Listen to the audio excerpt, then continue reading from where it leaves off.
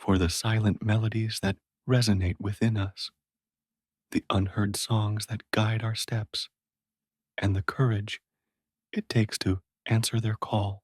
To those who find magic in the desolate, solace in the unknown, and a profound connection to the ancient pulse of the earth.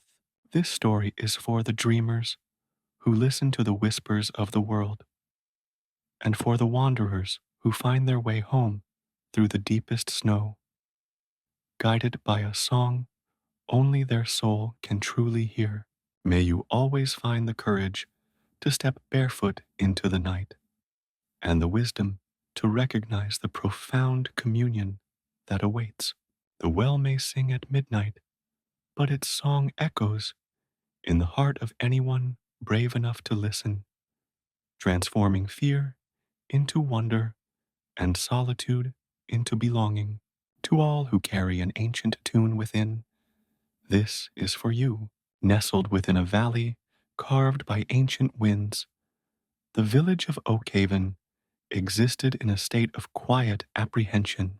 For generations, its inhabitants had skirted the perimeter of the forbidden, their lives dictated by the shadows cast by the well that sang at midnight. Vera, a woman whose days were as muted as the gray stones of her cottage, had absorbed these fears from childhood. She learned the folklore of the well, not through direct experience, but through the hushed warnings of elders and the palpable dread that clung to the air whenever its name was uttered. The village itself, with its thatched roofs and smoke-stained chimneys, seemed to hold its breath, a community bound by a shared yet unspoken terror.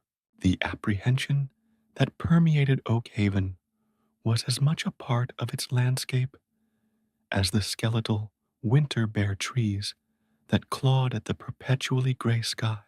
It was a fear woven into the very fabric of daily life, a silent guardian that kept the villagers tethered to the known, the mundane, and the safe. The well that sang at midnight, a relic of a time lost to memory and shrouded in a veil of whispered warnings, was the heart of this collective unease. No one spoke of it directly, not in the light of day, not with a raised voice. Its name was uttered only in hushed tones, often accompanied by a nervous glance over the shoulder, as if the very sound of it could summon the darkness it represented.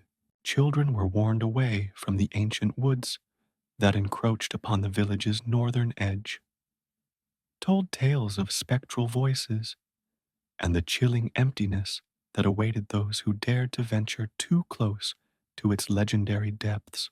Vera, even as a child, had felt the weight of this unspoken fear. It was a subtle, pervasive force, less a direct instruction and more an atmosphere, an inherited anxiety passed down through hushed conversations and averted gazes. Her understanding of the well was a mosaic of fragmented lore, gathered from the oblique pronouncements of her grandmother and the furtive glances of neighbors. She knew, of course, that the well was forbidden. She knew it was old, impossibly old, predating the oldest oak in the surrounding forest, perhaps even the valley itself. She knew it was said to sing, a melody that lured the unwary to their doom, a mournful lament that spoke of ancient sorrows and unspeakable powers.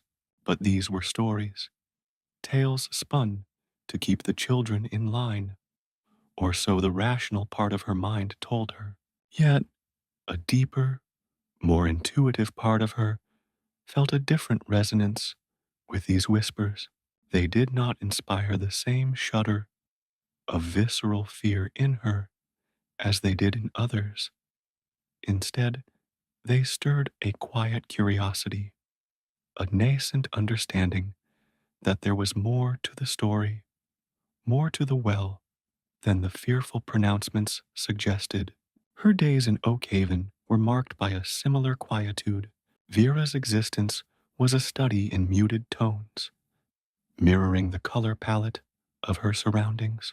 Her cottage, built from the same gray stones that dotted the landscape, was small and unassuming, its thatched roof dusted with moss and lichen. Inside, the air was always cool, carrying the faint scent of wood smoke and dried herbs.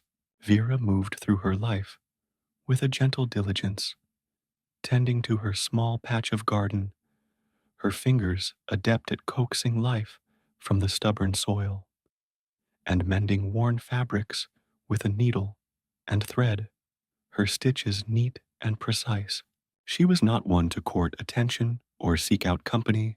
Her interactions with her neighbors were marked by quiet kindnesses, a shared basket of vegetables, a moment of comfort offered to a grieving widow, but she remained, in essence, an island unto herself. Yet, beneath this placid surface, an undercurrent of unfulfilled longing pulsed, a subtle dissonance in the otherwise harmonious rhythm of her solitary life. Her hands, accustomed to the delicate work of needlepoint and the gentle cultivation of her garden, would often pause mid-stitch, her gaze drifting, unfocused, towards the dense, darkened woods that cradled the forbidden well. It was not a conscious rebellion or a burning desire for forbidden knowledge that drew her attention. Rather, it was a feeling, a nascent sense of recognition, as if a half-forgotten melody were playing just beyond the edge of her perception. The whispers about the well, far from repelling her, seemed to stir a dormant resonance within her soul, a musical phrase she couldn't quite place but felt intimately, a call that echoed a longing she hadn't yet articulated even to herself. The winter in Oakhaven was a season of profound silence, a time when the world outside Vera's cottage became a stark canvas of white and gray. The wind, a constant companion, would howl like a forgotten beast through the eaves, carrying with it the chill of the season and the weight of the long dark nights. It was on one such night, when the moon was a pale sliver hidden behind bruised, heavy clouds, and the world was hushed under a blanket of fresh snow, that Vera first truly heard it. It wasn't a distant murmur, not the vague, unsettling rumor that often clung to the well's name. It was a distinct, haunting melody, a series of notes that seemed to emanate not from a specific point, but from the very earth itself. The song was complex, a tapestry of sounds that were both dissonant and achingly beautiful. It wove together threads of profound sorrow, a deep, ancient longing, and a power that felt raw and untamed.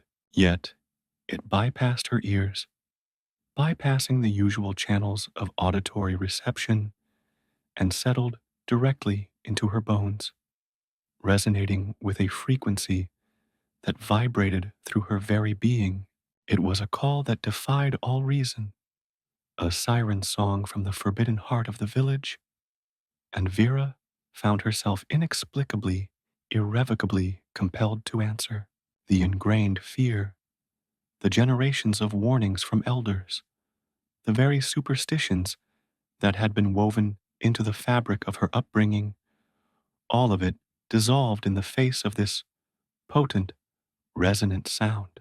It was a visceral pull, a sense of homecoming to a place she had never visited, a recognition of something profoundly familiar, the familiar fear of the well, the ingrained societal superstition now felt like a flimsy veil, easily rent by the raw, undeniable power of the song.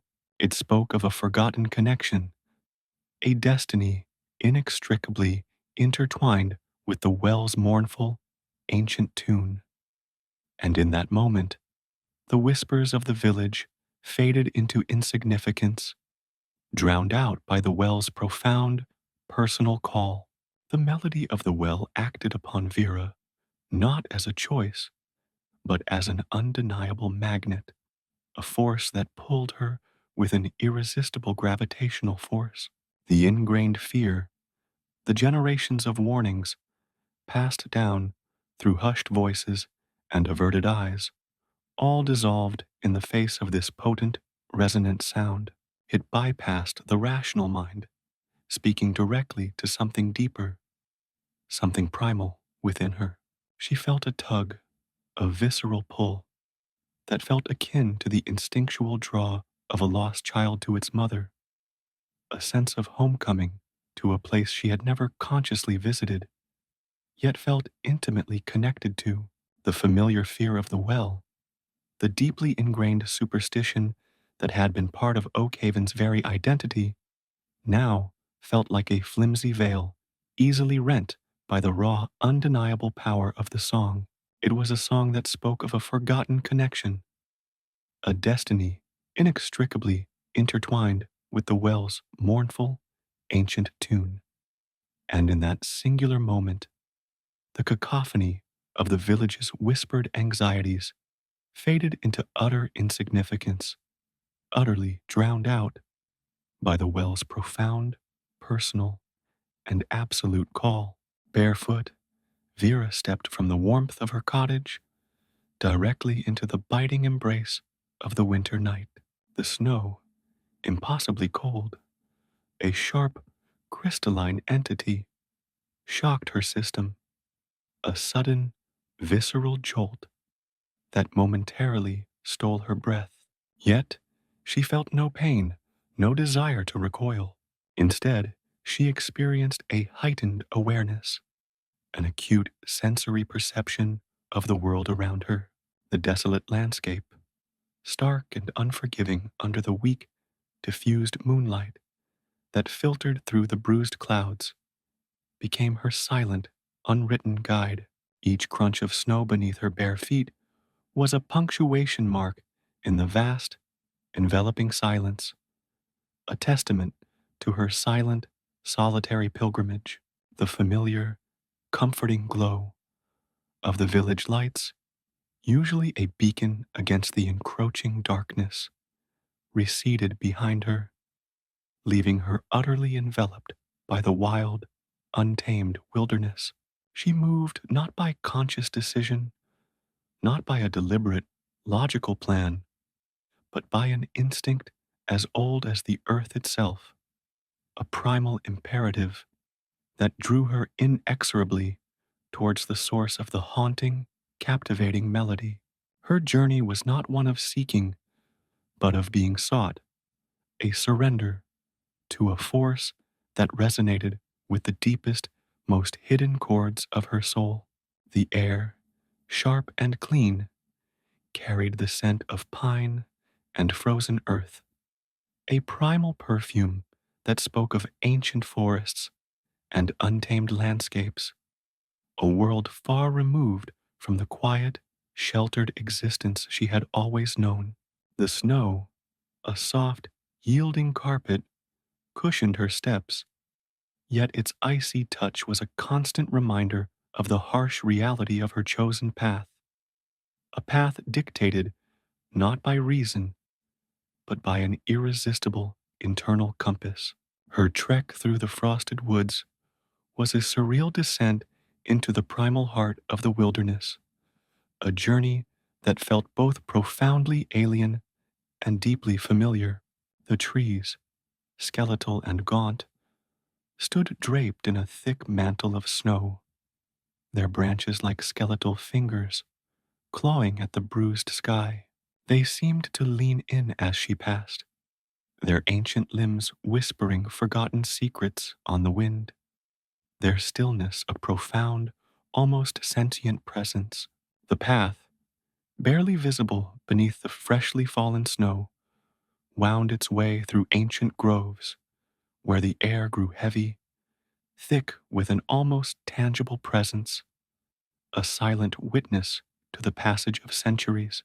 She moved with an uncanny grace, her bare feet navigating the frozen earth, the treacherous drifts, and the hidden roots with an innate ease, as if she were an intrinsic part of the winter landscape itself, an extension of the very earth she trod upon.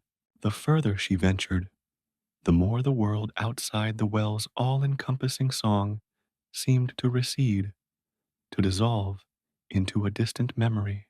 All that remained was the stark, almost brutal beauty of the snow laden night and the ever increasing intensity of the beckoning melody, a sound that wrapped around her, a physical presence that guided her onward, drawing her deeper into the heart of the ancient woods. Each step was a testament to a connection that transcended the physical, a spiritual pilgrimage towards an unknown yet deeply desired destination. The silence was profound, broken only by the soft crunch of snow beneath her feet and the whisper of the wind through the frosted branches, a symphony of nature that underscored the singular, dominant melody that was drawing her forward. She finally reached the clearing, a hushed sanctuary carved out of the dense forest, where the trees parted like curtains to reveal the well. It stood not as a gaping maw of darkness, as the fearful tales had suggested, but as a silent, obsidian pool, its surface as smooth and undisturbed as polished glass, untouched by the biting wind that raged above.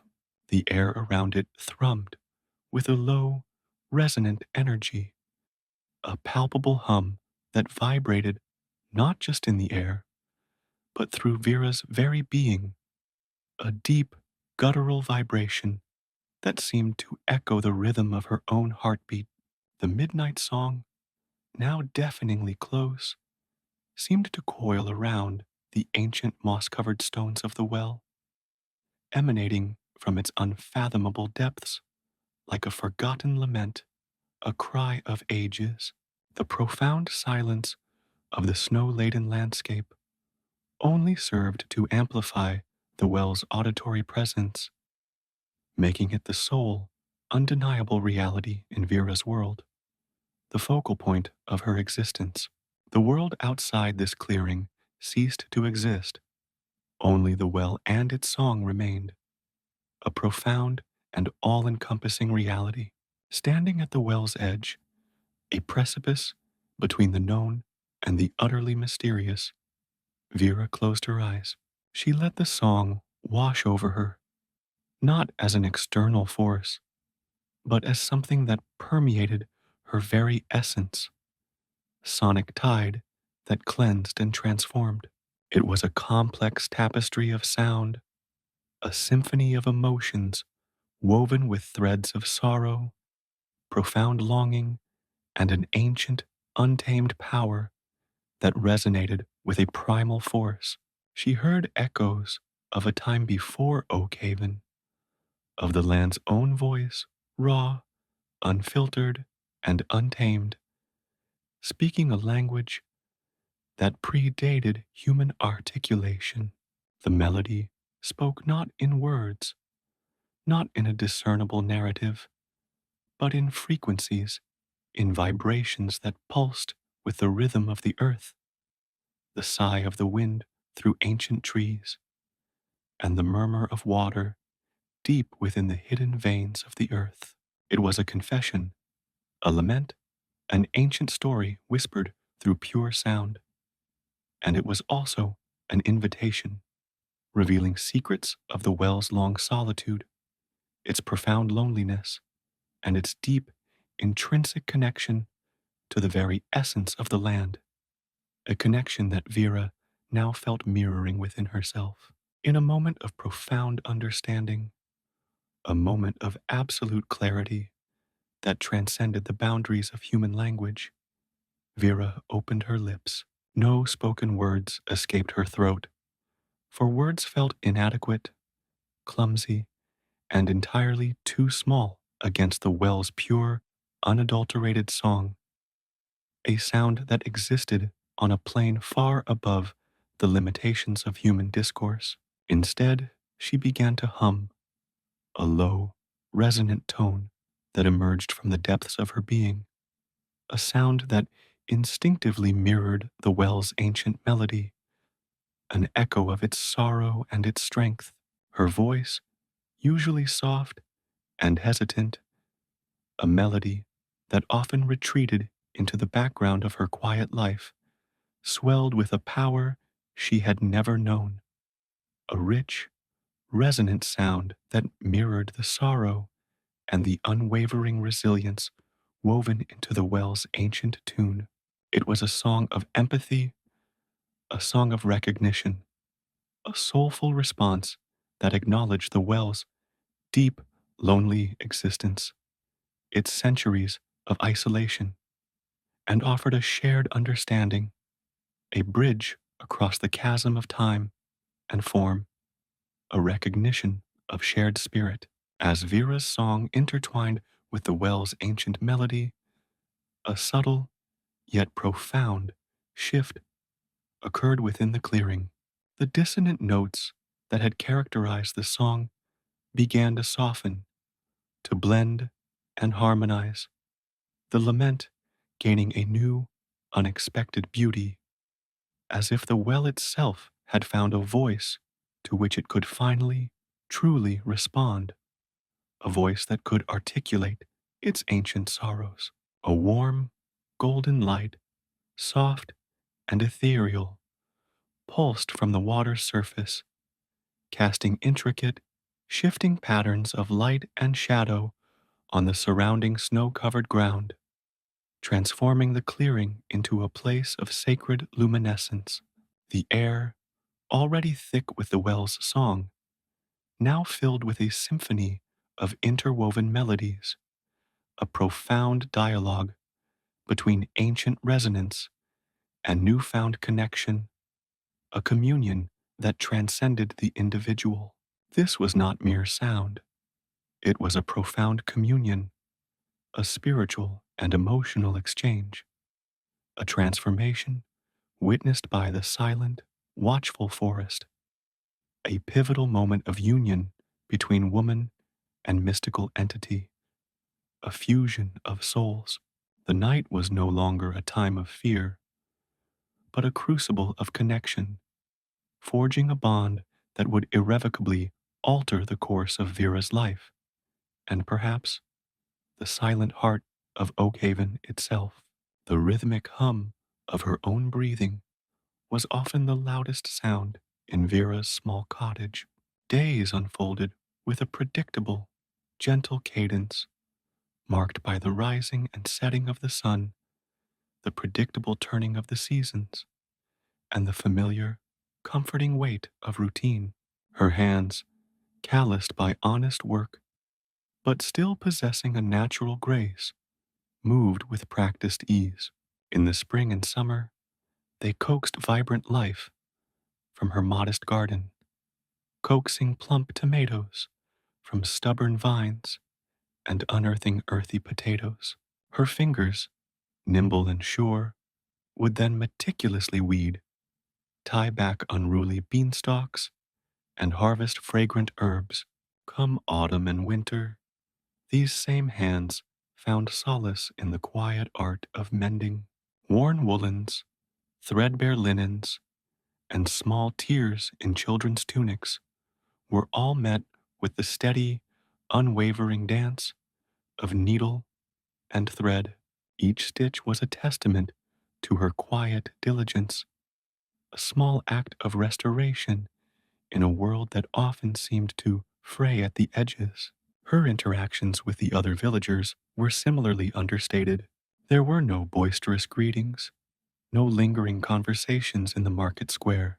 Instead, her kindnesses manifested in subtle, meaningful gestures. A basket of freshly picked berries left on a neighbor's doorstep, a warm shawl knitted for the widow of the North End, a few carefully chosen words of comfort offered to a child who had scraped a knee. These offerings were not born of an innate desire for social engagement, but rather from a deep-seated empathy, a quiet recognition of the shared vulnerabilities that bound the community. Yet, even amidst these small acts of connection, Vera remained an island, her inner world a landscape observed but rarely shared. Her gaze, often soft and introspective, would frequently drift, untethered from the immediate task at hand. It would inevitably find its way towards the western edge of the village, towards the brooding, verdant expanse of the ancient woods that seemed to hold their breath, concealing secrets too profound or too terrible to voice. The woods were a constant, silent presence in her periphery, a dark, enigmatic backdrop to Oakhaven's muted existence. She knew them only through the hushed warnings, the fearful whispers that painted them as a place of forgotten things and lingering spirits. Yet, for Vera, these tales did not instill the same paralyzing dread that seemed to grip others. Instead, they stirred something else within her, a quiet, persistent hum of an unarticulated longing. It was a feeling that had no name, no distinct form, but it pulsed beneath the surface of her placid life like a hidden spring, its waters cool and deep. Her hands, accustomed to the fine, intricate work of needlepoint, the careful creation of floral patterns and geometric designs on linen and silk, would sometimes falter mid-stitch. Her needle would hover, suspended in the air, as her gaze unfocused, drawn towards that distant, shadowed threshold. It wasn't a yearning for adventure or a defiant curiosity that beckoned her. It was more subtle, more intrinsic. It was as if a half-forgotten melody, a tune played on instruments she had never heard, and in a language she did not consciously understand, was forever playing just beyond the edge of her hearing. The lore surrounding the well that sang at midnight, the tales of its mournful song, and the peril it represented, instead of repelling her, seemed to strike a resonant chord deep within her soul. It was a familiar strain, a sound that evoked a sense of recognition, a feeling of having once known it, of being intrinsically connected to it, even if the memory remained shrouded in the mists of time. This nascent resonance, this inchoate yearning, was a private symphony played only for her, a counterpoint to the quiet rhythm of her days, a secret that whispered of a destiny yet to be unveiled. The subtle dissonance within Vera's otherwise harmonious existence was not a source of active distress, but rather a persistent undercurrent, a gentle tug towards an unknown horizon. She was not prone to dramatic pronouncements or outward displays of discontent. Her quietude was not a mask for hidden turmoil, but a genuine reflection of her nature. Yet, there was an undeniable sense of something more, a vague awareness that the tapestry of her life, while beautifully crafted with threads of diligence and kindness, was missing a vital, vibrant color. This missing hue was inextricably linked to the woods, to the forbidden well, and to the whispers that swirled around it like the autumn leaves. She felt it most acutely on quiet evenings, when the last vestiges of daylight faded from the sky, and the first stars began to prickle the deepening indigo. As she sat by the hearth, the fire casting dancing shadows on the stone walls, her thoughts would drift. Her gaze would invariably find the window, the dark pane, reflecting the dim interior of her cottage. but through which she could imagine the vast, silent expanse of the woods beyond. The whispers of the well were not always a source of fear for the villagers. For some, they were a cautionary tale, a bedtime story designed to instill obedience. For others, they were simply a part of Oak Haven's identity, an ancient myth woven into the fabric of their collective consciousness. But for Vera, they were something else entirely. They were fragments of a forgotten language, echoes of a power that had once been intimately known. The lore spoke of the well's song, a melody that lured the unwary to their doom. Vera understood this on an intellectual level, processing the words as she had processed the stories of witches and mischievous sprites in her childhood. Yet, beneath the surface of these warnings, another understanding was beginning to stir. It was an instinctual knowledge, a deep-seated intuition that the song was not merely a destructive force, but something far more complex, far more profound. It was a lament, perhaps, or a call for connection, a cry from a place of deep, ancient solitude. Her embroidery hoop, usually of familiar comfort, sometimes felt alien in her hands. The precise, deliberate movements of her needle felt increasingly out of sync with the restless hum within her. She would find herself tracing the patterns of frost on her window pane, her fingers mimicking the intricate, ephemeral beauty of nature's fleeting art. She observed the way the snow settled on the branches of the skeletal trees outside, softening their sharp edges, muffling their stark silhouettes. There was a quiet majesty in this winter landscape, a profound stillness that seemed to resonate with a deeper silence within her own being. The fear that the well inspired in others was a palpable thing, a heavy cloak that settled over Oak Haven whenever its name was uttered. Vera felt its weight, but it was a distant weight, like a rumor of a storm passing through a far-off land. Her own internal landscape was less about fear and more about a gentle, persistent curiosity, a quiet unfurling of an inner awareness. The elders of Oak Haven, their faces etched with the wisdom and weariness of many years, often spoke of the balance. They spoke of the dangers of disturbing what had been left undisturbed, of the folly of seeking what was meant to remain hidden. Vera listened to their words, absorbing their gravity, but they failed to ignite the same spark of apprehension in her. Instead, they served to highlight the growing chasm between the world as it was presented to her and the world as she felt it to be. Her quiet existence was, in many ways, a sanctuary, a deliberate cultivation of peace and order in a world that often felt chaotic and unpredictable.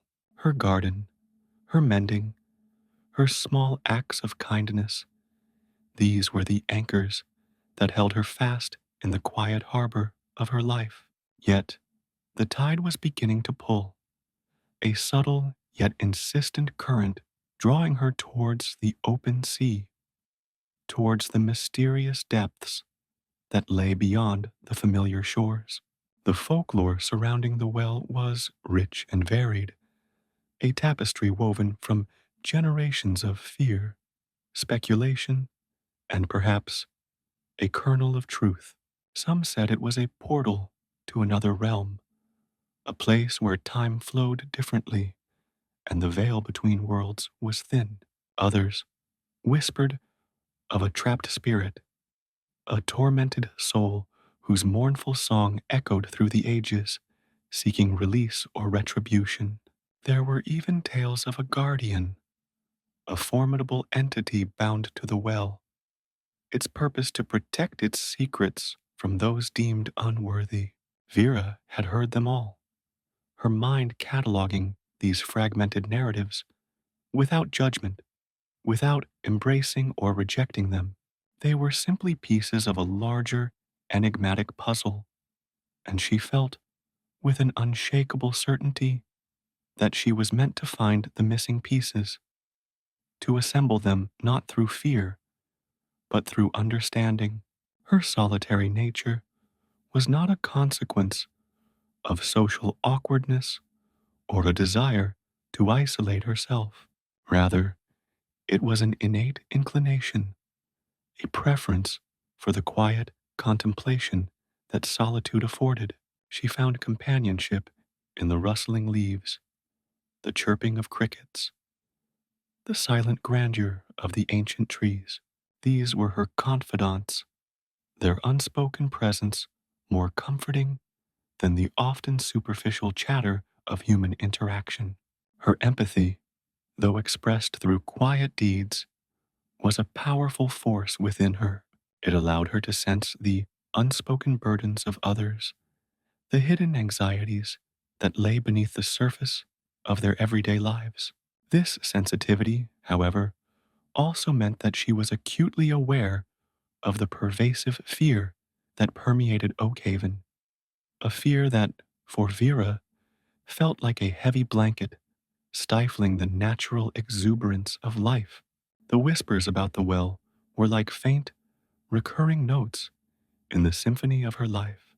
They were not loud enough to drown out the melody of her daily existence, but they were always present, a subtle counterpoint that added a layer of complexity to her inner world. She often found herself wondering about the nature of the song itself. Was it a single, unchanging melody, or did it ebb and flow, its tones shifting with the seasons, the moon, or perhaps with something entirely unknown? The descriptions of the song varied wildly. Some spoke of a chilling lullaby, others of a mournful dirge, and a few, more esoteric accounts, described it as a series of harmonic overtones that resonated with the very earth. Vera found herself drawn to these more abstract descriptions, sensing a deeper truth in the suggestion that the well's song was not merely an auditory phenomenon, but a manifestation of something far more fundamental, a vibrational energy that permeated the very essence of the land. Her days were filled with a quiet purpose, a dedication to the small, manageable world she had created for herself, the meticulous care she gave to her garden, the patient way she mended torn seams, the gentle words she offered to a distressed neighbor. These were not merely duties, but acts of affirmation, small declarations of order and beauty in the face of an uncertain world. Yet, within this carefully constructed calm, a persistent hum of longing persisted. It was not a desperate yearning, but a quiet, undeniable pull towards something more, something that lay just beyond the visible horizon. Her gaze, often turned inward, would frequently stray towards the distant, verdant slopes that concealed the ancient woods. It was as if an invisible thread, fine but strong, was tethered to her soul, drawing her inexorably towards the place whispered about in hushed tones, the heart of Oakhaven's collective apprehension. The resonance she felt was not a conscious choice, nor was it born of a desire to defy convention. It was a deeper, more instinctual stirring, a sense of recognition that transcended rational thought. The folklore surrounding the well, with its tales of danger and despair, seemed to describe a reality that was fundamentally different from the one Vera experienced within herself. While others heard a siren song of destruction, Vera perceived an invitation, a beckoning call from a source of profound ancient sorrow, a lament that somehow mirrored a hidden ache within her own being. Her quiet existence, while seemingly content on the surface, was a prelude to something more, a period of patient waiting for a melody that had yet to fully reveal itself, a song that promised not doom, but a profound, if mysterious, connection. The days leading up to the deepest part of winter were marked by a palpable shift in Oak Haven's atmosphere. The usual, subdued murmur of village life seemed to dwindle further, replaced by a heavy quietude that spoke more of hushed anxieties than peaceful slumber. Snow began to fall in earnest, first as a hesitant dusting, then as a relentless, swirling curtain that draped the world in a seamless, monochromatic shroud. The familiar contours of the landscape dissolved, the stark branches of the skeletal trees softened into ethereal forms, and the paths that once snaked through the village became mere suggestions beneath the accumulating drifts. Inside her cottage, Vera continued her routines, her hands still finding solace in the gentle art of mending.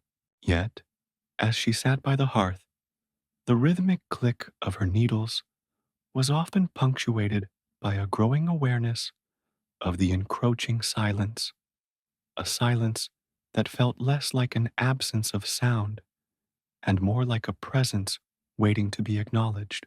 On one particular evening, the air outside grew unnaturally still. The wind, which had been a constant, mournful companion for days, abruptly ceased its bluster, leaving behind an eerie vacuum.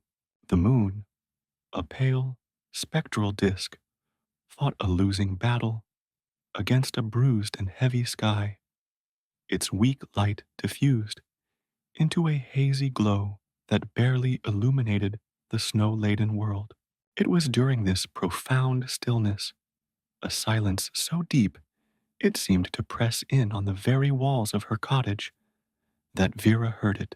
It wasn't a sound that announced itself with a sudden clamor, but rather one that insinuated itself into the quiet, seeping into her awareness like the chill of the night air.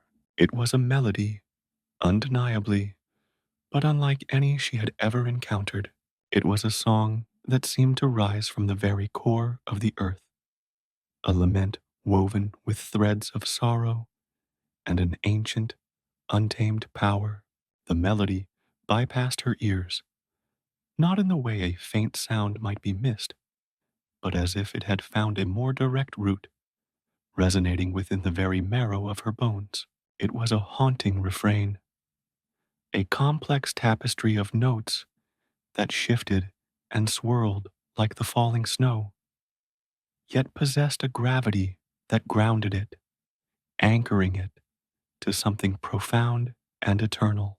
There was a dissonance within its beauty, a mournful quality that tugged at an unknown chord within her own spirit.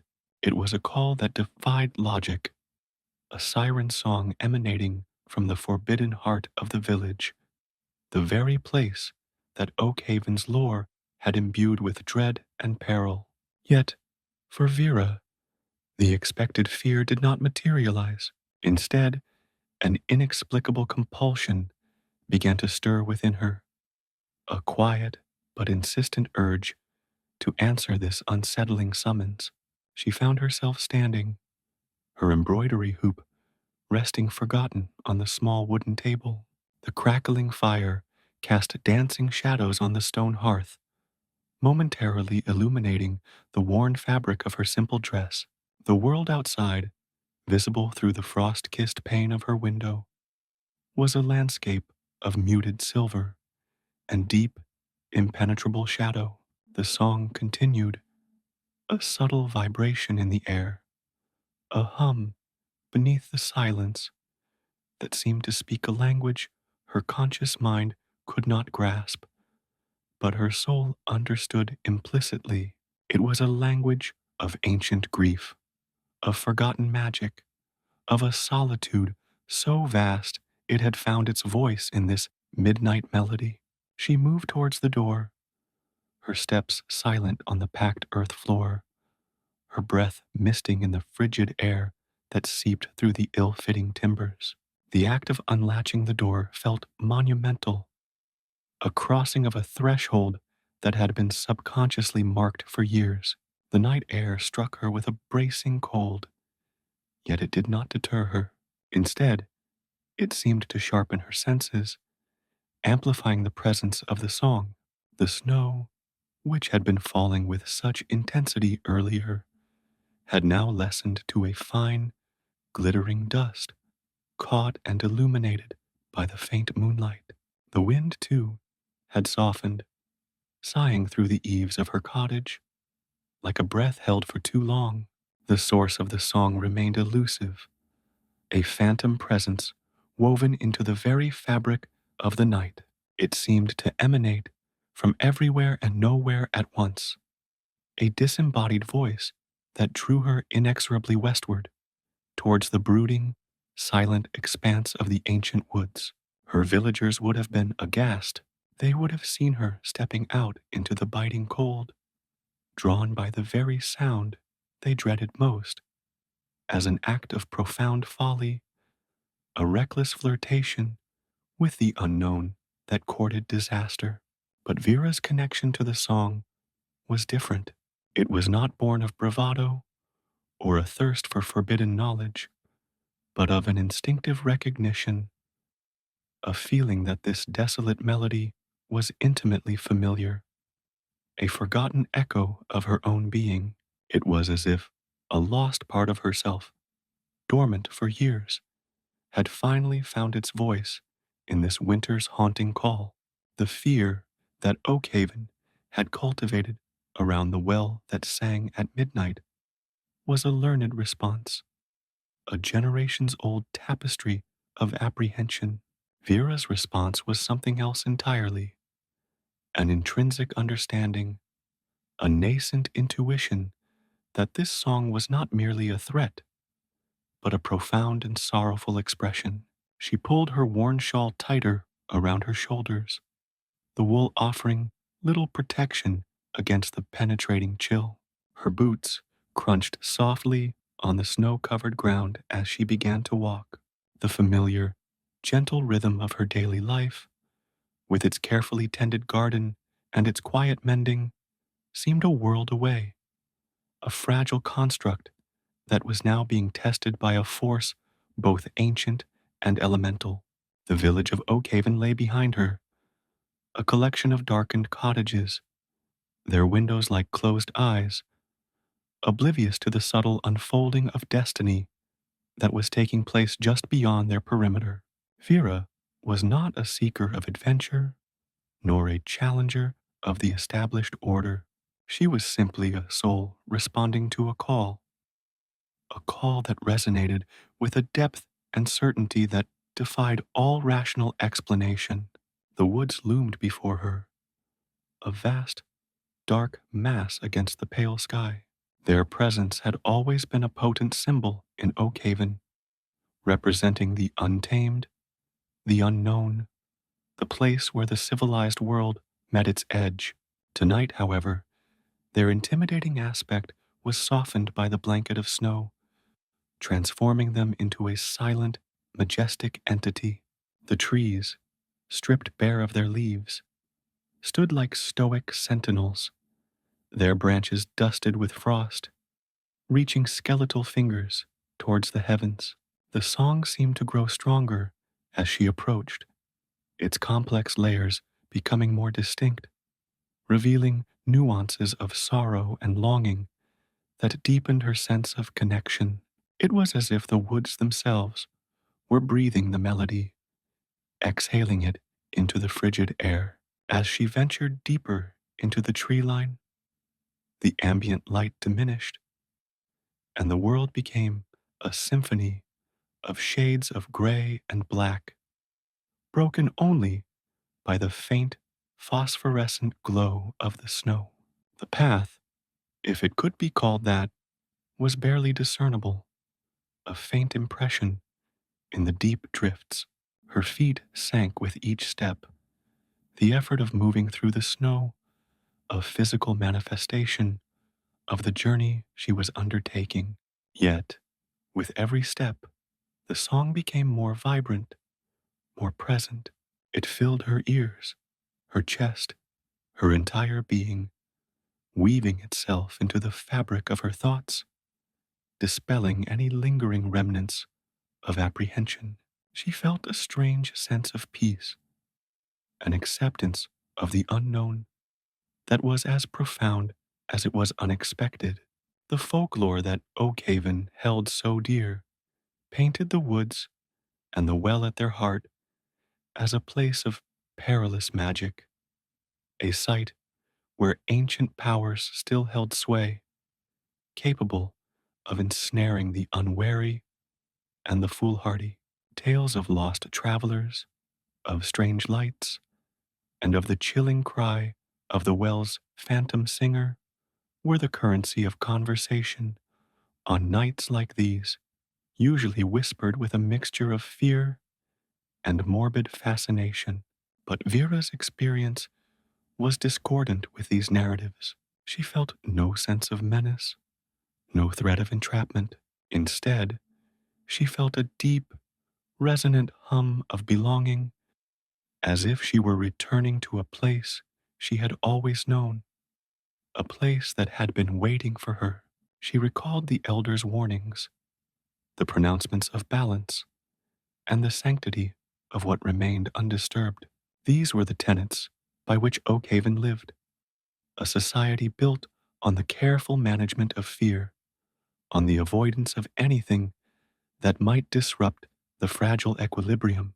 But their words, which held such weight for the others, felt like distant echoes to Vera, their significance diminished by the compelling reality of the song. She was not deliberately rebelling, nor was she seeking to unravel Oakhaven's carefully constructed worldview. She was simply following an inner compass, a magnetic pull that was stronger than any societal decree or ancestral fear. The melody began to shift, its mournful strains becoming more introspective, as if the song itself were deepening its narrative. It spoke of ancient roots, of a connection to the very soil and stone of the land, a primal bond that transcended the ephemeral lives of mortals. It hinted at a deep, abiding sorrow, a grief that had seeped into the earth, finding its expression in this nightly lament. Vera found herself reaching out, her hands moving as if to touch an invisible presence, her fingers tracing patterns in the air that mirrored the cadences of the song. It was a dance of recognition, a silent communion with a force that seemed to understand her own unspoken longings. As she moved deeper into the woods, the trees began to thin, giving way to a more open clearing. The snow lay undisturbed here, pristine and untouched, except for the faint trail her own boots were forging. In the center of this clearing, bathed in the weak, ethereal light of the moon, was a depression in the ground, a circle of darker earth that seemed to absorb what little light was available. This was it, the place. The air here thrummed with an almost palpable energy, and the song, now impossibly close, seemed to emanate from this very spot. It was not a well in the conventional sense, no stone structure with a rope and bucket. It was something far older, far more primal. It was a rift in the earth, a natural basin that seemed to be the very heart from which the melody poured.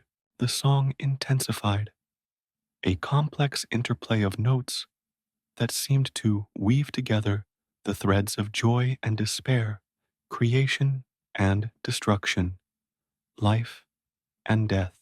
It was a song of immense power, a testament to the enduring spirit of the natural world, a world that existed long before Oakhaven and would continue long after.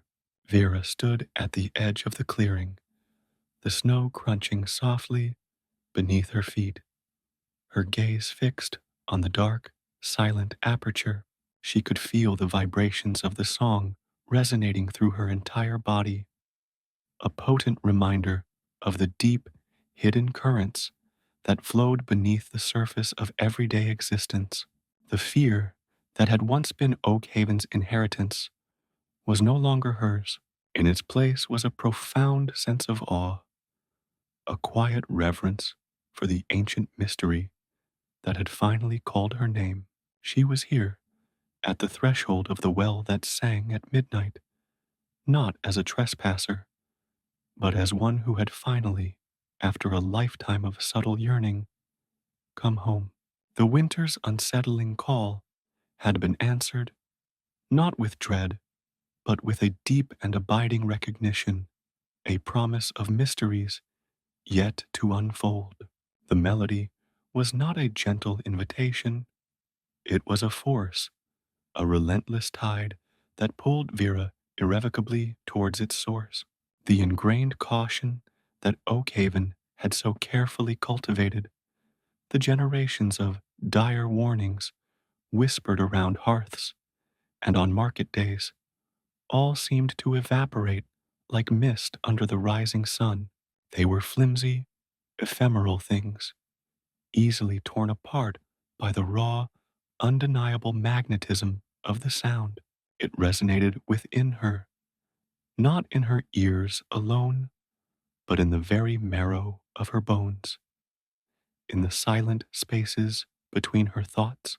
It was a primal tug, a profound sense of homecoming to a place she had never consciously known, a land of shadowed memory that her soul recognized with startling clarity. The fear that clung to the well that sang at midnight, the dread that had been woven into the very fabric of Oak Haven's identity, now felt like a brittle, ancient superstition, a veil easily rent by the sheer, unadulterated power of the song.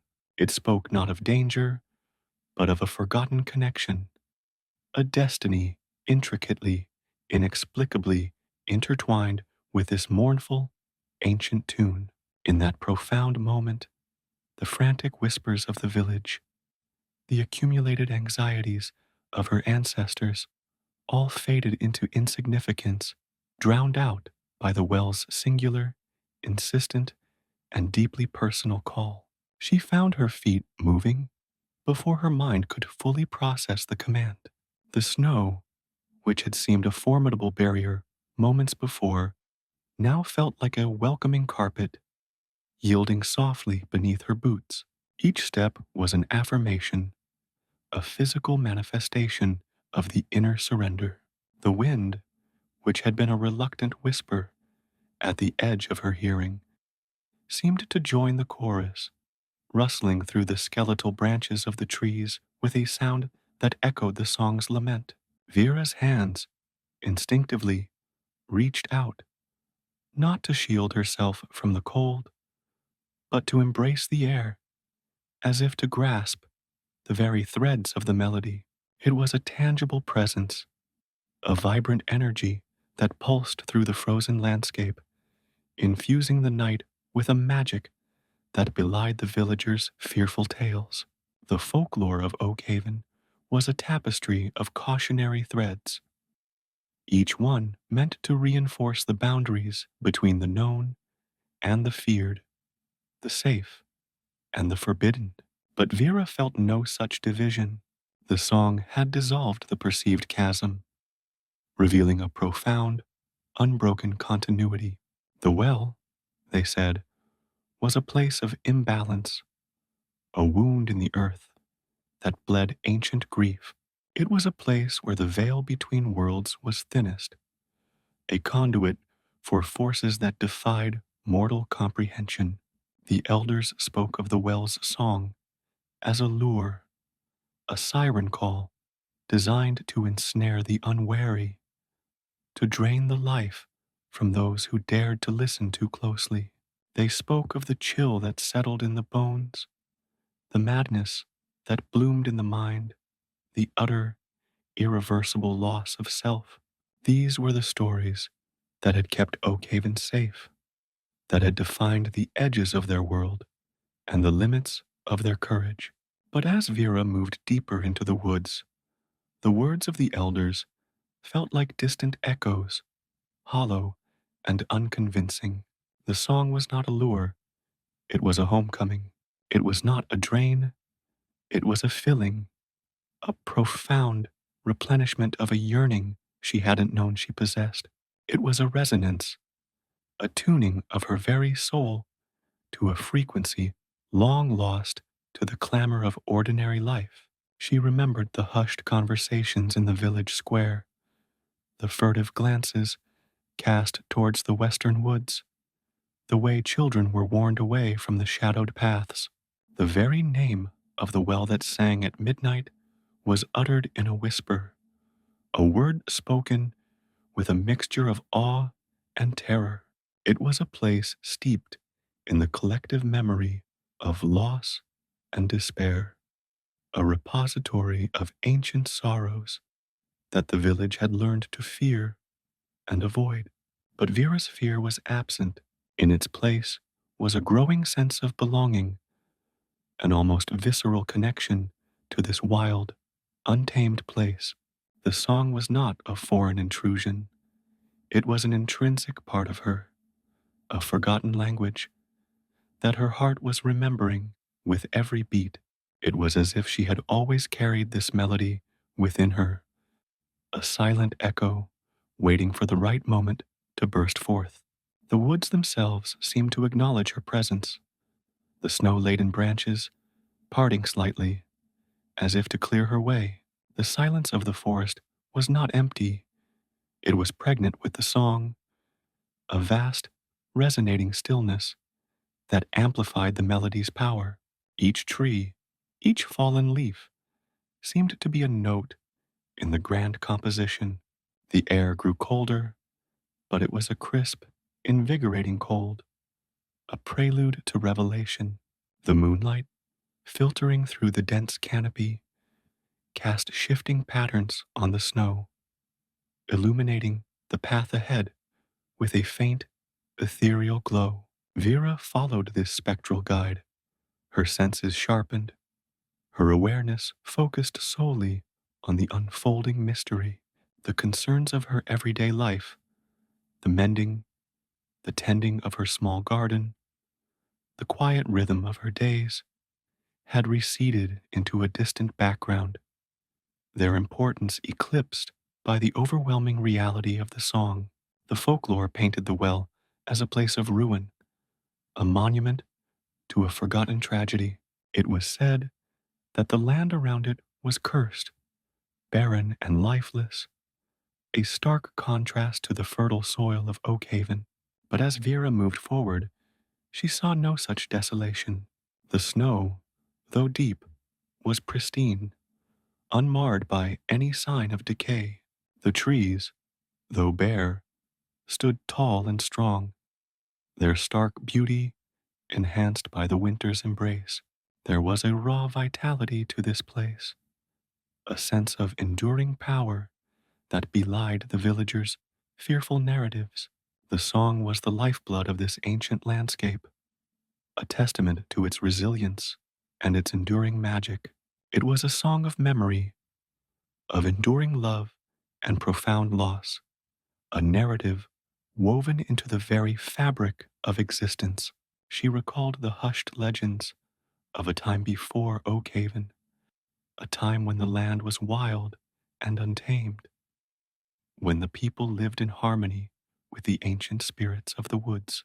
The well, they said, was a sacred site from that era, a place of power and connection.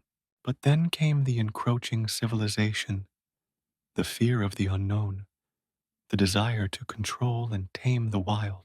The stories were twisted, the sacred defiled, until the well became a symbol of terror, a warning against the primal forces that civilization sought to suppress. Vera felt a pang of sadness for this distortion, for the way fear had corrupted a once sacred truth. Her journey was not an act of defiance, but an act of reclamation, a quest to rediscover the lost harmony. The song began to shift, its intricate melodies weaving a more personal narrative. It spoke of loneliness, of waiting, of a deep, unutterable longing that had endured for centuries. It spoke of connection, of a kindred spirit that would one day hear its call and answer.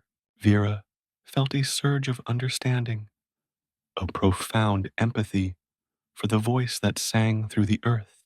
She realized that the song was not a solitary lament, but a dialogue, a yearning for communion. And she, Vera, was the answer. The innate understanding that had guided her steps now deepened, transforming into a certainty that this was her purpose, her destiny. The whispered fears of Oakhaven were nothing more than the static of a world that had forgotten how to listen. As she neared the clearing, the song swelled, its complexity reaching an extraordinary pitch. It was a symphony of emotions, joy and sorrow, hope and despair, all interwoven into a breathtaking whole. The air thrummed with an unseen energy, and the moonlight seemed to intensify, bathing the clearing in a soft, otherworldly luminescence.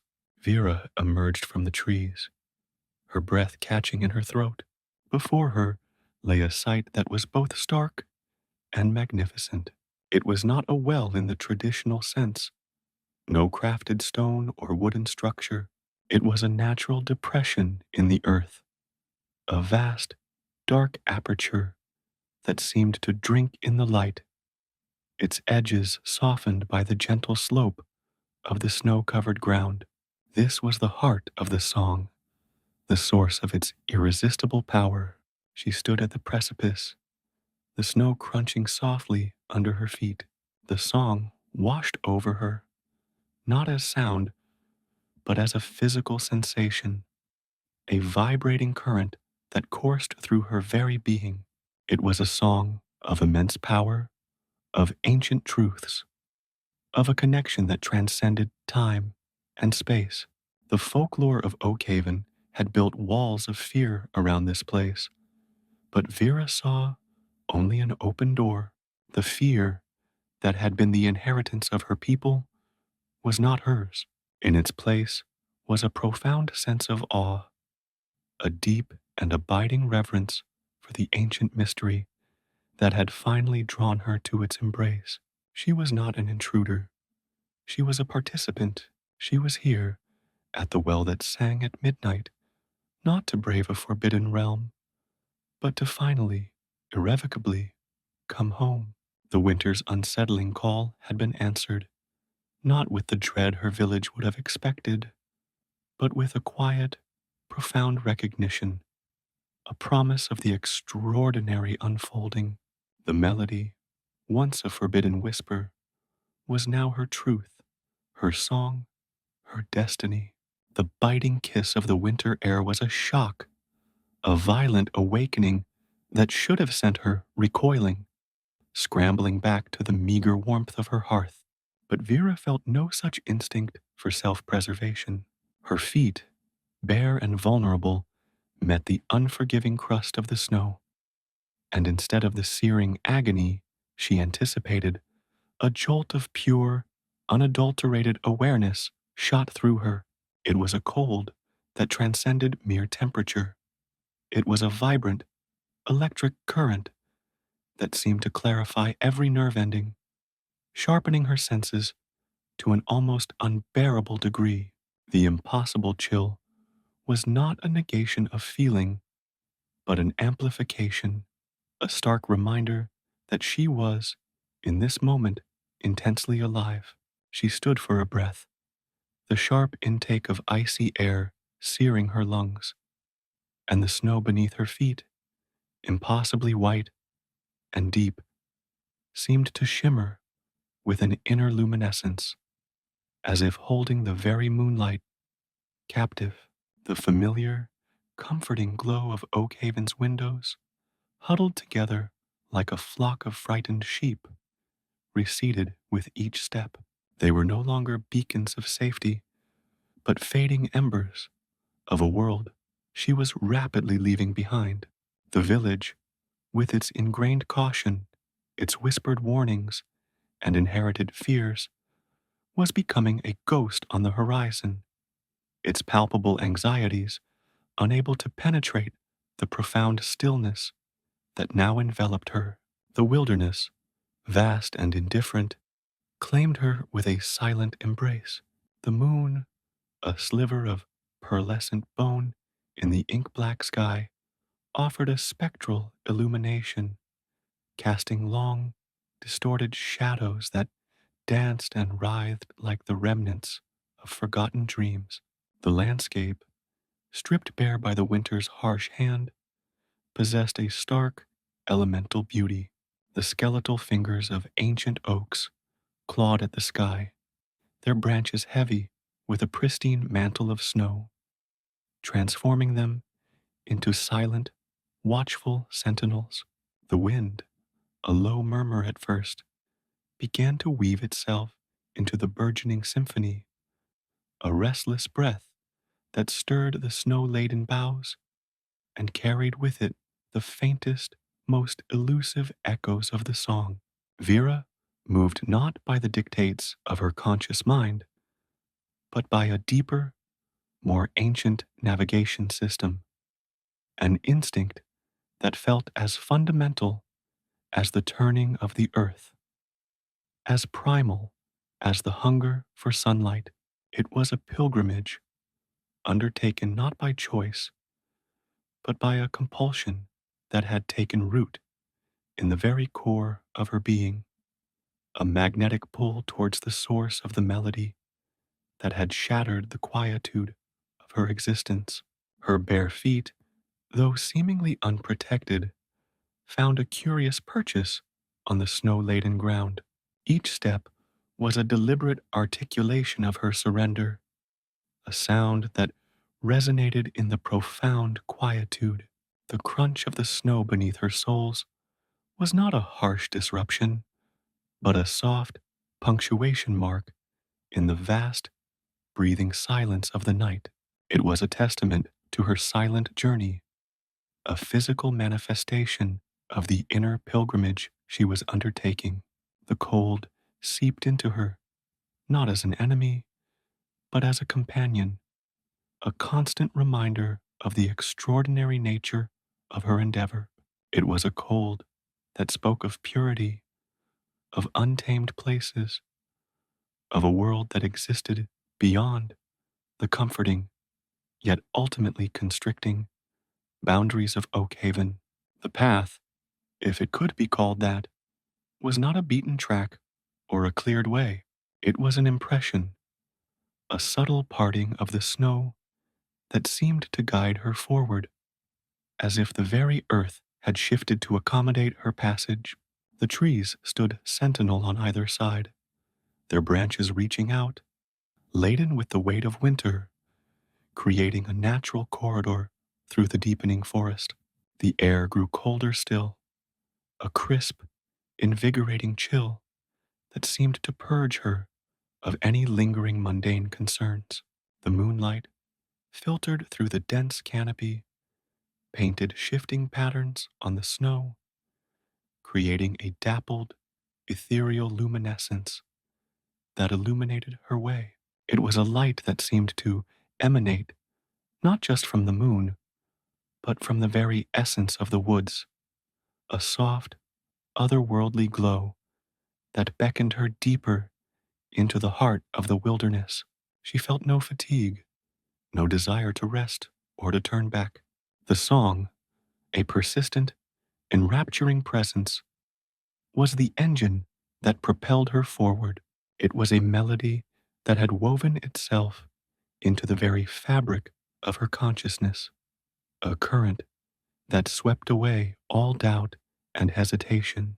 The fear that had been meticulously cultivated in Oak Haven, the ingrained apprehension of the unknown, seemed to be a distant memory, a relic of a life she had outgrown in the span of a single night. Her ancestors' warnings, the hushed tales of retribution and doom that clung to the well that sang at midnight like frost on a pane of glass, were rendered impotent by the sheer, undeniable resonance of the music. They were the static of a world that had forgotten how to listen, and Vera was now attuned to a different frequency. The silence of the forest was not an absence of sound, but a profound presence in itself. It was a silence that held its breath, amplifying the subtlest rustle of snow-laden branches, the faint creak of ancient wood adjusting to the cold. Within this vast stillness, the song pulsed, a vibrant, living entity. It was a tapestry of sound, intricately woven with threads of sorrow, longing, and an inexplicable joy. Vera felt each note as a vibration within her own body, a resonance that seemed to stir dormant memories, echoes of a past she had never consciously experienced. The folklore of Oakhaven described this place as cursed, a desolate expanse where life itself withered and died. But as Vera moved through the moonlit woods, she saw only a stark, untamed beauty. The snow was pristine, an unblemished canvas.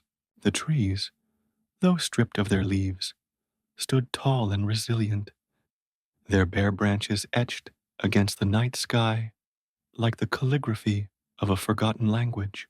The journey was a disrobing of sorts, a shedding of the accumulated layers of societal expectation and learned fear. Her bare feet on the frozen ground were a symbol of this stripping away, an act of communion with the raw, unvarnished earth. The cold was a purification, a ritualistic cleansing that prepared her for what lay ahead. She was not a trespasser. She was an answer. The song was not a siren's call to perdition, but a beacon of homecoming, a recognition of a deep, intrinsic connection that had lain dormant within her for far too long. The whispers of Oakhaven, the tales of madness and despair, faded into insignificance. They were the sounds of a world that had lost its way, a world that had traded wonder for apprehension, intuition for dogma. She pressed onward, the snow seeming to yield more readily with each step, as if acknowledging the rightness of her passage. The moonlight, a pale, ethereal guide, continued to illuminate the path, casting a soft glow that softened the harsh edges of the winter landscape. The trees, ancient and wise, seemed to lean in, their snow-laden branches forming an archway, a ceremonial passage into the heart of the woods. The air grew heavy with an unseen energy, a palpable hum that resonated with the deepening melody. Vera's senses were heightened to an extraordinary degree. She could feel the subtle shifts in the wind, the faint tremor of the earth beneath her feet, the very pulse of the ancient forest. Her breath plumed in the frigid air, each exhale a visible testament to her presence, her undeniable reality in this dreamlike landscape. The destination, the source of the song, felt both infinitely distant and impossibly near. It was a paradox that mirrored the song itself, a confluence of sorrow and hope, of loneliness and connection. Vera felt no fear. The ingrained apprehension that had been so carefully woven into the fabric of Oakhaven's identity had been dissolved, replaced by a profound sense of anticipation, a certainty that she was moving towards something essential, something that had always been a part of her, waiting to be rediscovered. The folklore, she realized, had been a distortion, a misinterpretation of a deeper truth.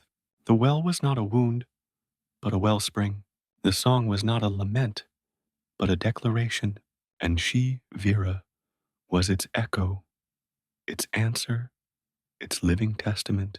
The silence of the village behind her was a muted hum, a fading echo in comparison to the vibrant, resonant presence that now drew her inexorably forward. The night was not merely cold, it was alive, and she was fully immersed in its ancient, powerful embrace. The snow, once an obstacle, was now a pathway, a welcoming carpet laid out for her solitary, soul stirring journey. The skeletal fingers of the trees reached out, their branches etched with frost like delicate lacework against the inky expanse of the sky. Vera moved through this frozen cathedral, each step a soft exhalation of displaced snow. The path, if it could be called that, was a subtle indentation in the otherwise pristine blanket, a whisper of a trail that seemed to appear only as her bare feet touched the ground. It was as if the very wilderness were making way for her, a silent acknowledgement of her purpose. The air, thinner and colder now, hummed with an energy that resonated deep within her bones, a counterpoint to the pervasive stillness. The further she journeyed from the faint, receding glow of Oakhaven, the more the world she knew seemed to dissolve, its anxieties and its comforts alike becoming distant, irrelevant echoes. The woods here were ancient, the trees gnarled and immense, their trunks scarred by centuries of wind and ice. They stood in silent communion, their snow-laden boughs creating a canopy that filtered the moonlight into shifting, ethereal patterns on the ground. Each rustle of a snow-laden branch, each groan of aged wood, seemed to carry a meaning, a fragment of a story whispered on the wind. Vera found herself listening, not with her ears, but with her entire being, her senses attuned to the subtle language of the wild. The folklore of Oakhaven spoke of this place as a domain of spirits, of ancient guardians who jealously guarded its secrets. Yet, as she moved deeper, she felt no menace, only a profound sense of belonging, as if she were returning to a forgotten home. The cold was no longer an assault, but an embrace, a baptism into a world of pure, unadulterated existence. The song, the siren call that had drawn her from her hearth, grew stronger with every step, its melody no longer a distant hum, but a vibrant, pulsating force. It was a sound that seemed to emanate from the very heart of the forest, weaving itself into the fabric of the night. Vera felt its currents draw her onward, an irresistible magnetism that guided her through the deepening wilderness. The world outside the song's influence seemed to recede, with an almost physical diminishing. The anxieties and expectations of Oakhaven fading like mist under the burgeoning dawn. All that remained was the stark, majestic beauty of the winter night and the increasing intensity of the beckoning melody. The journey was a descent, not into darkness, but into a primal clarity, a stripping away of the superfluous until only the essential remained. Her feet, surprisingly resilient, found purchase on the frozen earth, each step a testament to a strength she hadn't known she possessed. The snow, deep and soft in places, offered a yielding cushion, while in others, it crunched with a sharp report underfoot, a sound that seemed to amplify the profound silence. She moved with an uncanny grace, her body responding to the subtle shifts in the terrain with an instinctual fluidity. It was as if the winter landscape itself was guiding her movements, its frozen rhythms dictating her pace. The trees, with their spectral beauty, seemed to lean in as she passed, their branches creating archways, ceremonial passages that marked her progress. There was a sense of ancient ritual in her solitary trek, a pilgrimage undertaken not of will, but of destiny. The air itself felt different here, charged with an unseen energy that prickled her skin and resonated in her chest. It was a palpable presence, an almost tangible force that seemed to gather around her to acknowledge her passage. The moonlight, a cold, silver luminescence, painted the snow with an ethereal glow, illuminating the intricate patterns of frost on the branches and casting long, dancing shadows that seemed to possess a life of their own. These shadows, rather than instilling fear, seemed to beckon her forward, to hint at the mysteries that lay hidden within the heart of the woods. The folklore had painted this realm as a place of peril, a place where the unwary were lost forever. But Vera felt no such trepidation. Instead, a profound sense of peace settled over her, a certainty that she was moving towards a truth, a revelation that had always been waiting for her. The further she ventured, the more the familiar landmarks of Oakhaven dissolved into the ether. The faint glow of the village lights, which had seemed so solid at the start of her journey, had long since vanished, swallowed by the immensity of the wilderness. She was alone, truly alone, in a way she had never experienced before. Yet, this solitude was not a source of loneliness, but of liberation. It was a stripping away of all external validations, leaving her with nothing but the raw essence of her own being and the all-consuming presence of the song. The cold, which had initially been a shock, was now a familiar companion, a constant reminder of the extraordinary nature of her pilgrimage. It was a cold that spoke of purity, of untouched places, of a world that existed beyond the confines of human understanding. The ancient groves she passed through were silent witnesses to her passage. The trees here were colossal, their trunks wider than any she had ever seen, their branches reaching skyward like the supplicating arms of forgotten gods. The snow lay thick and undisturbed around their bases, creating a pristine, unblemished carpet that seemed to absorb all sound. The air was still, heavy with a profound silence that was more potent than any noise. Within this vast quietude, the song pulsed, a vibrant, living entity. It was a tapestry of sound, woven with threads of longing, of sorrow, and of an inexplicable, soaring joy. Vera felt each note resonate within her, a vibration that seemed to unlock dormant memories, echoes of a past she had never consciously experienced. The folklore of Oakhaven had painted this place as a land of shadows, a desolate expanse where life itself withered and died under the relentless grip of winter. But as Vera moved through the moonlit woods, she saw only a stark, untamed beauty. The snow was a pure, unblemished canvas. The trees, though stripped of their leaves, stood tall and resilient, their bare branches etched against the night sky like the intricate calligraphy of a forgotten language.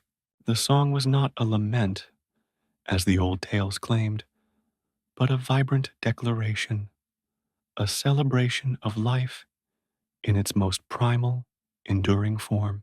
And she, Vera, was its echo, its answer, its living testament. Her bare feet, now numb but strangely unfeeling, continued to press forward, guided by an inner compass that had awakened within her. The journey was a disrobing of sorts, a shedding of the accumulated layers of societal expectation and learned fear. Her bare feet on the frozen ground were a symbol of this stripping away, an act of communion with the raw, unvarnished earth. The cold was a purification, a ritualistic cleansing that prepared her for what lay ahead. She was not a trespasser, she was an answer. The song was not a siren's call to perdition, but a beacon of homecoming, a recognition of a deep, intrinsic connection that had lain dormant within her for far too long. The whispers of Oakhaven, the tales of madness and despair, faded into insignificance. They were the sounds of a world that had lost its way, a world that had traded wonder for apprehension, intuition for dogma. The path, a mere suggestion in the snow, led her deeper into the heart of the forest. The trees seemed to grow more ancient, more imposing, their forms becoming increasingly abstract, their branches reaching out like skeletal arms. The moonlight, a cold, unwavering sentinel, continued to illuminate her solitary journey, casting long, distorted shadows that seemed to writhe and twist like living entities. There was a sense of profound stillness here, a quietude that amplified the subtle sounds of her passage, the soft crunch of snow, the whisper of her breath, the rhythmic beat of her own heart. These sounds, rather than breaking the silence, seemed to be absorbed by it, becoming part of the vast, breathing stillness. The folklore of the well that sang at midnight was laced with warnings of enchantments, of illusions designed to lure the unwary to their doom. But Vera felt no sense of deception. The song was too pure, too resonant, to be anything but truth. It spoke of a deep, elemental power, a force that transcended the petty concerns of human existence. She moved with an unwavering focus, her gaze fixed on an unseen point in the distance, her steps guided by an invisible thread that connected her to the source of the melody. The cold, which had initially been a physical sensation, had become a state of being, a pervasive coolness that permeated her very essence, sharpening her senses and clarifying her thoughts. The further she traveled, the more the world seemed to shift and transform around her. The trees, though still recognizably trees, took on forms that hinted at something more, their shapes contorting into abstract figures, their branches weaving themselves into complex, intricate patterns. The snow itself seemed to possess a subtle luminescence, as if it were holding the moonlight captive within its depths. The air grew heavy with an almost tangible presence, a low hum that vibrated in her chest and seemed to synchronize with the rhythm of the song. Vera felt a profound sense of awakening, as if she were shedding the veil of ignorance that had obscured her vision for so long. The folklore of Oakhaven was a distorted reflection of a deeper reality, a reality that was now unfolding before her in all its stark, elemental glory. Her journey was not a race, but a surrender. Each step was an act of trust, a reaffirmation of her belief in the guiding force of the song. The fear that had been so carefully cultivated in Oakhaven, the ingrained apprehension of the unknown, had been dissolved, replaced by a profound sense of anticipation, a certainty that she was moving towards something essential, something that had always been a part of her, waiting to be rediscovered. The folklore, she realized, had been a distortion, a misinterpretation of a deeper truth. The well was not a wound, but a wellspring. The song was not a lament, but a declaration. And she, Vera, was its echo, its answer, its living testament. The silence of the village behind her was a muted hum, fading echo in comparison to the vibrant, resonant presence that now drew her inexorably forward. The night was not merely cold, it was alive, and she was fully immersed in its ancient, powerful embrace. The snow, once an obstacle, was now a pathway, a welcoming carpet laid out for her solitary, soul-stirring journey. The world of Oakhaven, with its predictable rhythms and its inherited fears, had receded into an almost dreamlike insignificance. Here, in the heart of the frozen wild, a different reality was asserting itself, a reality that was as ancient as the stars and as profound as the silence. The trees stood like stoic guardians, their branches heavy with the pristine weight of winter, creating a natural corridor that seemed to beckon her deeper into the wilderness. The moonlight, filtered through the dense canopy, painted shifting patterns on the snow, creating a dappled, ethereal luminescence that illuminated her way. It was a light that seemed to emanate not just from the moon, but from the very essence of the woods, a soft, otherworldly glow that beckoned her onward.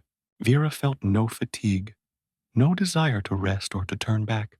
The song, a persistent, enrapturing presence, was the engine that propelled her forward.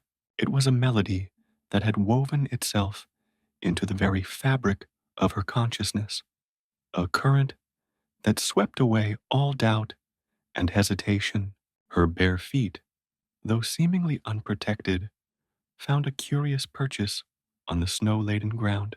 Each step was a deliberate articulation of her surrender, a sound that resonated in the profound quietude. The crunch of the snow beneath her soles was not a harsh disruption, but a soft punctuation mark in the vast, breathing silence of the night. It was a testament to her silent journey, a physical manifestation of the inner pilgrimage she was undertaking. The cold seeped into her, not as an enemy, but as a companion, a constant reminder of the extraordinary nature of her endeavor. It was a cold that spoke of purity, of untamed places, of a world that existed beyond the comforting, yet ultimately constricting, boundaries of Oakhaven. She was moving towards a source, a wellspring of power that the folklore had only hinted at, a place where the veil between worlds was thin and where true communion could be found. The world had receded, not in a gentle fading, but in a sudden, decisive severing. The familiar contours of the forest, the stoic sentinels of pine and fir, had given way to a space that felt both vast and intimately contained. Vera found herself at the edge of a clearing, a hushed sanctuary, carved from the dense embrace of the woods. Here, the ancient trees, their branches laden with the silent weight of snow, parted like a congregation at prayer, revealing the heart of the wilderness, and at its center, the well. It was not a gaping maw of darkness, as some of the Oakhaven tales had painted it, nor a gushing spring of life-giving water. Instead, it presented itself as a silent, obsidian pool. Its surface, undisturbed by the biting wind that still whispered at the edges of the clearing, was a mirror of polished darkness, reflecting the stark grandeur of the winter sky with an unnerving stillness. The stones that framed it were ancient, their surfaces worn smooth by the passage of untold seasons, cloaked in a fine dusting of snow that clung to their rough textures like a soft, white shroud. There was a profound sense of age about the place, a timeless quality that suggested It had existed long before Oakhaven and would continue to exist long after its memory had turned to dust. The air around the well thrummed with a low, resonant energy, a palpable hum that vibrated not just in Vera's ears, but through her very being. It was a deep, sonorous vibration, like the slow, steady beat of a colossal heart, or the echo of a sound so ancient it had become the silence itself. This energy seemed to coil around the ancient stones, emanating from the depths of the obsidian pool. It was the source of the midnight song, the melody that had drawn her from the hearth, from the familiar world, and it was now deafeningly close. The song, which had been a distant siren call, a captivating whisper, had transformed. It was no longer a melody to be heard, but a force to be felt, a tangible presence that saturated the very atmosphere. It seemed to coil around the well, emanating from its unseen depths, like a forgotten lament, a sorrow so profound it had become a form of beauty. The silence of the snow-laden landscape amplified the well's auditory presence, making it the sole, undeniable reality in Vera's world. Every other sound had been rendered insignificant, swallowed by the sheer weight of this singular resonance. The gentle sigh of the wind at the clearing's edge, the soft crunch of her own bare feet on the newly fallen snow, these were but fleeting intrusions, immediately reclaimed by the pervasive hum. It was as if the entire world had been hushed, holding its breath in anticipation of something monumental. The darkness of the pool was absolute, yet it did not feel empty. It held a depth, a richness that hinted at secrets and powers beyond human comprehension. It was a silence that spoke, a darkness that illuminated. Vera stood at the threshold of the clearing, a solitary figure against the stark white canvas of the snow, her breath plumed in the frigid air, a fleeting ghost in the overwhelming stillness. The journey had stripped away the layers of Oakhaven, the accumulated anxieties and expectations, leaving her exposed, raw, and utterly present. Her bare feet, accustomed to the biting cold, felt grounded, connected to the ancient earth beneath the snow. The well drew her, not with an imperative command, but with a silent invitation, a recognition of a shared existence. The folklore had spoken of the well that sang at midnight, of its bewilderment and its power. But standing here, bathed in the ethereal moonlight and the resonant hum of its presence, Vera understood. It was not a song of bewilderment, but of profound, unwavering truth.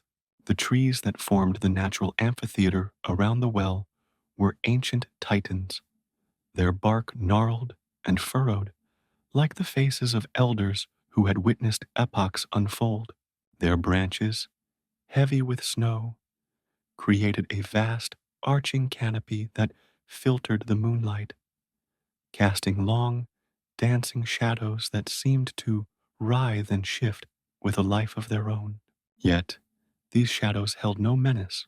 They were simply part of the tapestry of this place, extensions of the well's own deep, inscrutable presence. The snow, pristine and unbroken, offered a stark contrast to the dark, still water of the pool. It spoke of purity, of a world untouched by the clamor of human endeavor. The well itself was a marvel of natural architecture, a perfect circle carved into the earth, its rim composed of stones that seemed to have grown from the very soil. There were no signs of human intervention, no carvings or markings, only the smooth, weathered faces of the rocks, bearing witness to the relentless artistry of time and elemental force. The water within was not merely dark, it was a void, an absolute blackness that seemed to absorb the moonlight, to draw the very light into its depths. It was a stillness that defied the natural flow of water, a quiescent immobility that hinted at a power held in perfect, unwavering control. The song, emanating from this silent heart, was a complex tapestry of emotion. It was melancholic, undeniably so, carrying the weight of ages, of loss, and of solitude. But woven through this sorrow was a thread of profound, unyielding strength, a resilience that had weathered countless winters. It was also a melody of connection, a call to something ancient and primal that resonated within Vera's own soul. The folklore had often associated such songs with despair, with the mournful cries of lost spirits. But this was different. This was a song of deep knowing, of a truth that existed beyond the transient joys and sorrows of human life. It was the sound of the earth's own deep, enduring spirit. As Vera took another tentative step towards the well, the hum intensified, vibrating against her teeth, against the very marrow of her bones. It was a frequency that seemed to attune her to the subtle energies of the world, sharpening her senses to a degree she had never known. The cold, which had been a constant companion, now felt like a cleansing agent, purifying her, preparing her for the communion that awaited. She was no longer an observer. She was becoming a participant. The folklore of Oakhaven, with its warnings and its fears, seemed like distant, irrelevant chatter from another lifetime. Here, at the silent pool, the true story was beginning to unfold. A narrative written not in words, but in vibration and light, and the profound stillness of the ancient earth. The clearing was a pocket of absolute silence, a sanctuary shielded from the ordinary world. Even the wind seemed to hold its breath at the perimeter, its icy fingers hesitant to disturb the sacred hush. The moonlight, a cold, silver benediction, fell upon the scene, illuminating the stark beauty of the snow-covered ground and the dark, unyielding presence of the well. Vera felt an overwhelming sense of peace, a stillness that mirrored the quietude of the pool. The journey had been arduous, a test of endurance and of faith, but it had led her here, to this place of profound revelation. The song, now a constant, internal vibration, seemed to weave itself into the very fabric of her being. It was a melody that spoke of the interconnectedness of all things, of the deep, abiding pulse of life that flowed beneath the frozen surface of the world. It was a lament, yes, but it was also a testament, a song of endurance and of a beauty that transcended pain. The obsidian water of the well remained perfectly still, a dark mirror reflecting not the sky above, but something far deeper, far more ancient. Vera felt a pull, a magnetic force drawing her closer to the edge of this mysterious reservoir. The folklore had often warned of enchantments, of illusions designed to lure the unwary to their doom. But this felt different.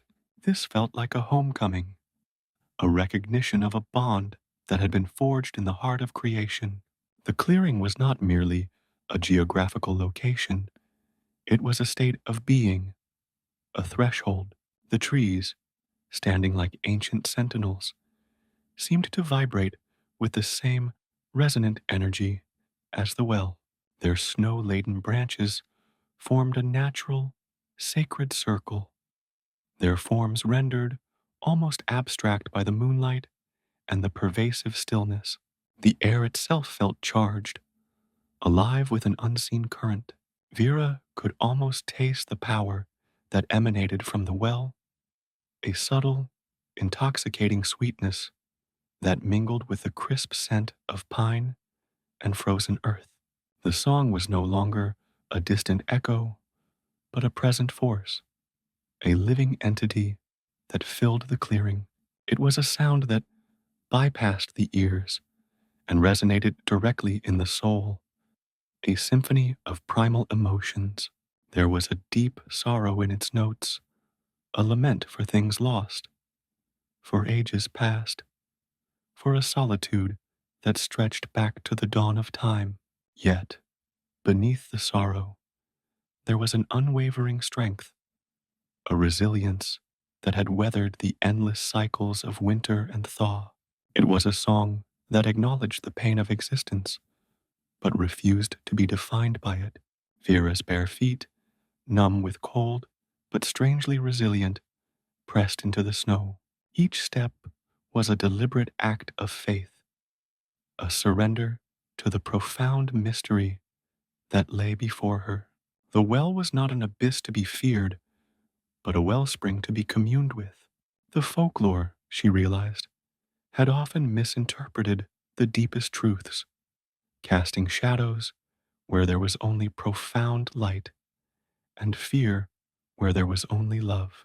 The song was not a lament of despair, but a powerful evocation, a testament to the enduring spirit of life itself. The obsidian surface of the pool remained undisturbed, a perfect mirror of the moonlit night. Yet, it was not a reflection of the world above that Vera saw when she gazed into its depths.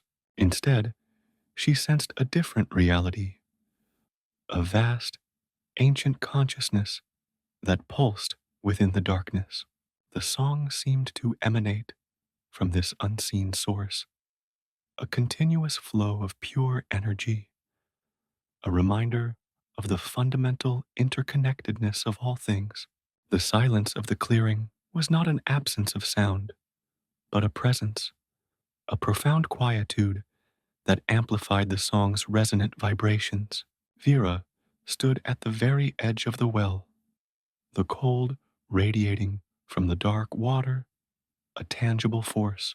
The song pulsed within her, a mirror of the energy emanating from the pool.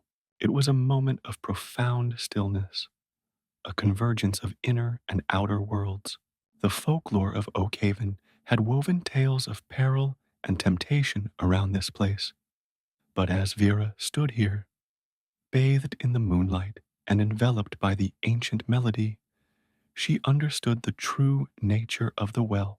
It was a place of communion, a wellspring of ancient knowledge, and the song was its voice, a voice that had finally found its echo in her own soul. The snow, a silent witness to her journey, lay undisturbed around the ancient stones, a pristine canvas upon which the profound drama of this night was being written.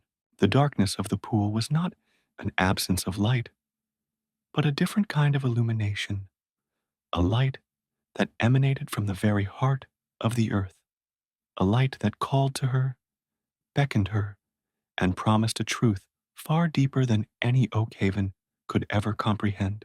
The resonant hum vibrated through her, a lullaby of the earth, a promise of belonging. And as she gazed into the silent obsidian depths, Vera felt herself dissolving into the song, into the stillness, into the profound, ancient heart of the well.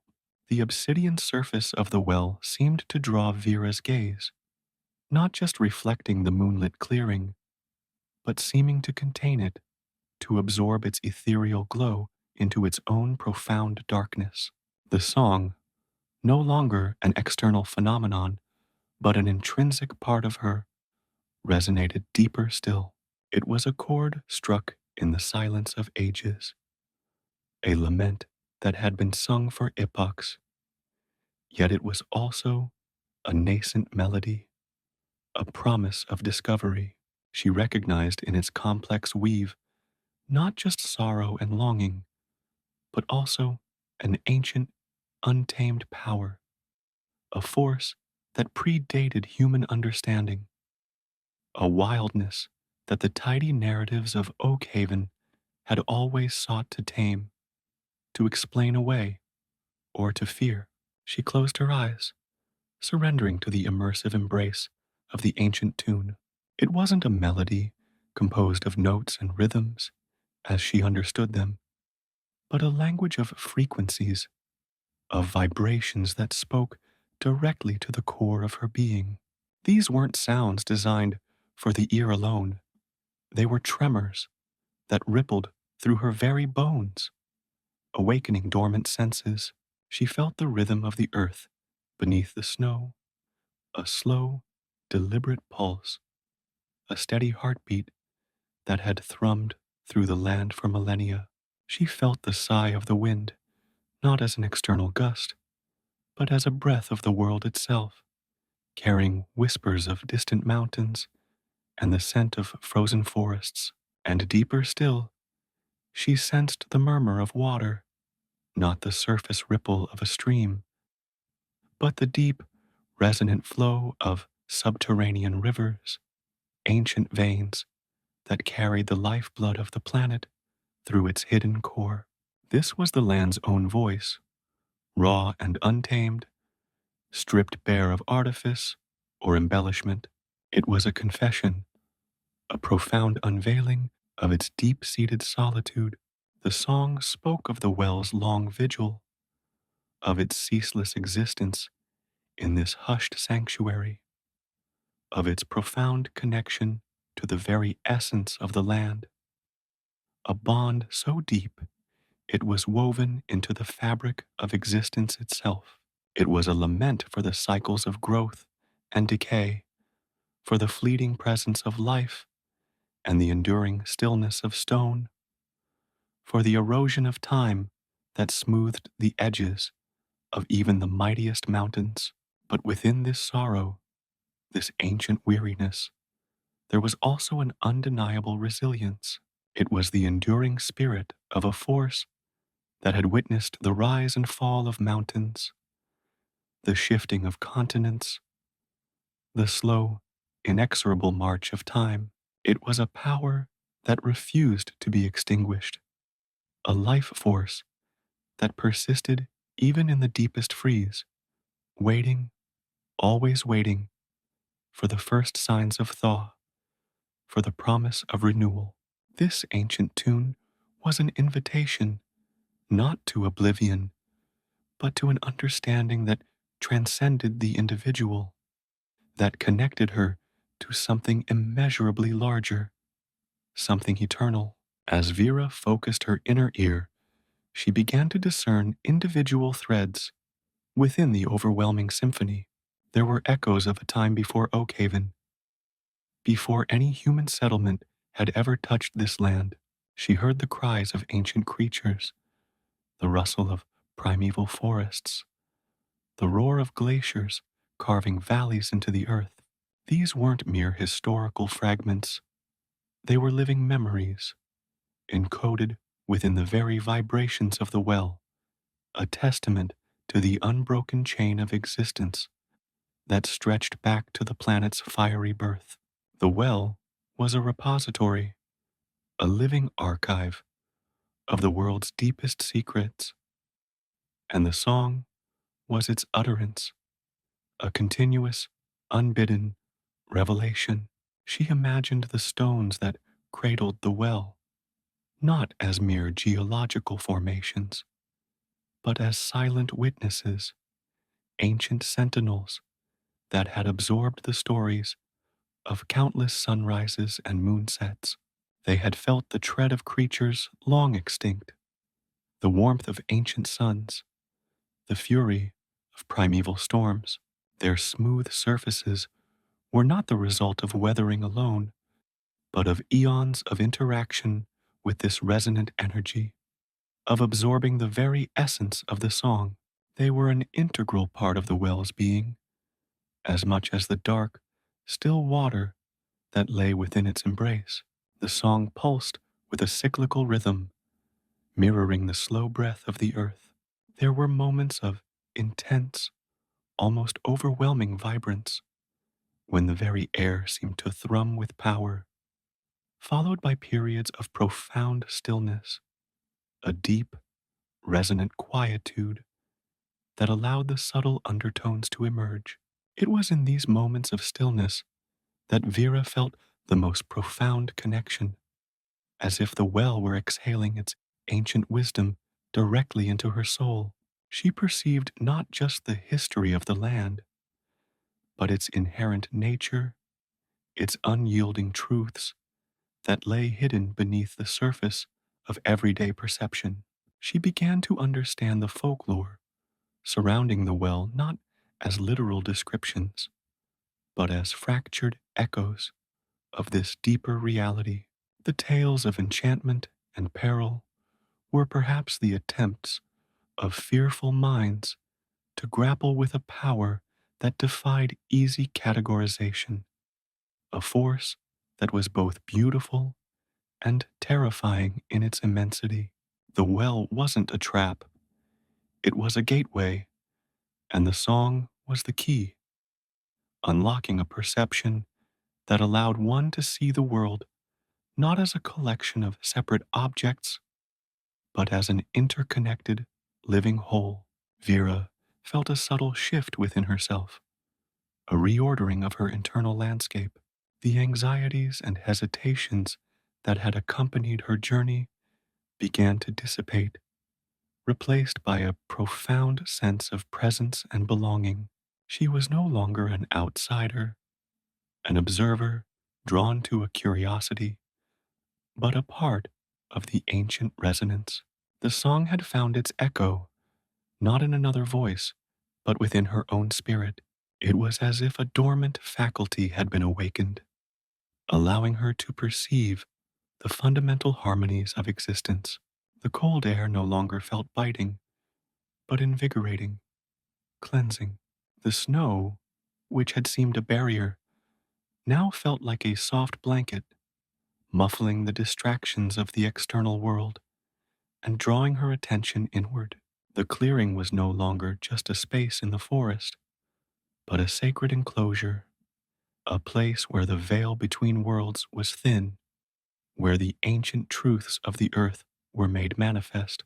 The trees, with their snow-laden branches, seemed to lean in, their silent forms imbued with the same resonant energy, participating in the communion. The song continued to weave its intricate tapestry, each thread a story, each chord a revelation. She heard the slow growth of crystals in the deep earth, the patient unfolding of life from seemingly barren rock, the silent, relentless erosion of mountains by wind and water. These were not passive events, but active processes, imbued with their own inherent energy, their own unique song. The well was the focal point of this immense, ongoing symphony, the conductor of a cosmic orchestra. She perceived the well not as a single entity, but as a nexus, a point where the Earth's deep energies converged. It was a place of potent magnetism, drawing to itself not just water and minerals, but the very essence of the land's enduring spirit. The song was the expression of this gathered power, a continuous outpouring of the Earth's ancient consciousness. It was a lament for what was lost, for the pristine wildness that had been encroached upon, but it was also a celebration of what endured, of the deep, deep, inexhaustible wellspring of life that persisted beneath the surface of change. The folklore of Oakhaven, with its fearful whispers and cautionary tales, seemed to fade into irrelevance. They were the frightened attempts of a civilization to understand a power that lay beyond its immediate grasp, a power that was not to be feared, but to be understood, to be honored. The well was not a place of danger, but of profound communion, a sanctuary where the deepest truths of existence could be perceived. The song was not a cry of despair, but an affirmation of life, an anthem of endurance, a testament to the beauty that could be found in the deepest solitude. Vera felt a sense of liberation, a shedding of the superficial layers that had accumulated in her life, the anxieties of the mundane world, the societal expectations, the self-doubt. They all seemed to recede, rendered insignificant by the profound resonance of the well. She was stripped down to her essential self, a part of the ancient rhythm, a recipient of its timeless wisdom. The cold was a purification, the silence a canvas, and the song a revelation. She took another step closer, the dark, still water of the well now seeming less like a surface and more like a gateway into an infinite depth. The song intensified, not in volume, but in its pervasive presence, filling every atom of her being. It was a lullaby of the earth, a promise of belonging, a recognition that she was not separate from this ancient power, but an integral part of it. As she gazed into the silent, obsidian depths, Vera felt herself dissolving, not into nothingness, but into something infinitely greater, merging with the song, with the stillness, with the profound, ancient heart of the well. It was a surrender, not of defeat, but of profound understanding, a homecoming to a place she had always known, though she had never before had the ears to hear its song. The narrative of the well, she understood, was not a story with a beginning and an end, but a continuous state of being. It had existed, it existed now, and it would continue to exist, its song a constant echo in the heart of the world. The folklore had attempted to capture fragments of this eternal narrative, but they had always fallen short, unable to convey the sheer immensity, the profound, life-affirming truth that lay at its core. The well was a wellspring of knowledge, not of facts and figures, but of fundamental truths about existence, about connection, about the enduring power of life. In its most primal form, the moonlight cast long, skeletal shadows across the snow-covered clearing, shadows that seemed to dance in time with the subtle shifts in the well's resonance. The ancient trees, silent guardians of this sacred space, seemed to hum in response, their gnarled branches reaching towards the heavens like supplicating arms. Vera felt their ancient wisdom, their deep connection to the earth's slow, deliberate pulse. They, too, were part of the song, their roots drinking from the same deep wellspring that fed the obsidian pool. The song was a tapestry of pure emotion, raw and unadulterated. There was the ache of an eternity of solitude, the profound longing for connection that had been the well's constant companion. There was the quiet resilience of stone that had endured the grinding of glaciers and the relentless passage of seasons. But most powerfully, there was a deep, abiding love, a nurturing energy that flowed from the earth's very core, a silent testament to the life force that pulsed through all things. This love was not sentimental, but fundamental, the unyielding power of creation itself. Vera's bare feet, though numb, felt rooted to the earth, an anchor in the vastness of the well's influence. Each breath she took seemed to draw in not just the frigid air, but the very essence of the song, infusing her with its ancient power. The world outside the clearing, with its familiar structures and its predictable rhythms, felt distant and unreal, a mere shadow of the profound reality that surrounded her now. She was at the heart of something ancient, something vital, something that resonated with the deepest truths of her own being. The obsidian water remained perfectly still, a mirror to a reality far beyond the moonlit sky. It was a portal, a conduit to the deep consciousness of the earth, and the song was its voice, a voice that had finally found its resonance within her. The folklore had offered warnings, but now she understood they were not warnings of danger, but invitations to awaken, to perceive, to embrace the profound interconnectedness that lay at the heart of existence. The well was a place of communion, a wellspring of ancient wisdom, and the song was its eternal testament. Vera's lips parted, not with a conscious thought, but as if guided by an unseen current. The urge to vocalize, to respond to the profound, ancient symphony that had so completely enveloped her, was overwhelming. Yet, as she prepared to speak, the very concept of spoken words seemed to falter. The intricate beauty of the well's song, a language woven from pure vibration and raw emotion, rendered human articulation utterly insufficient.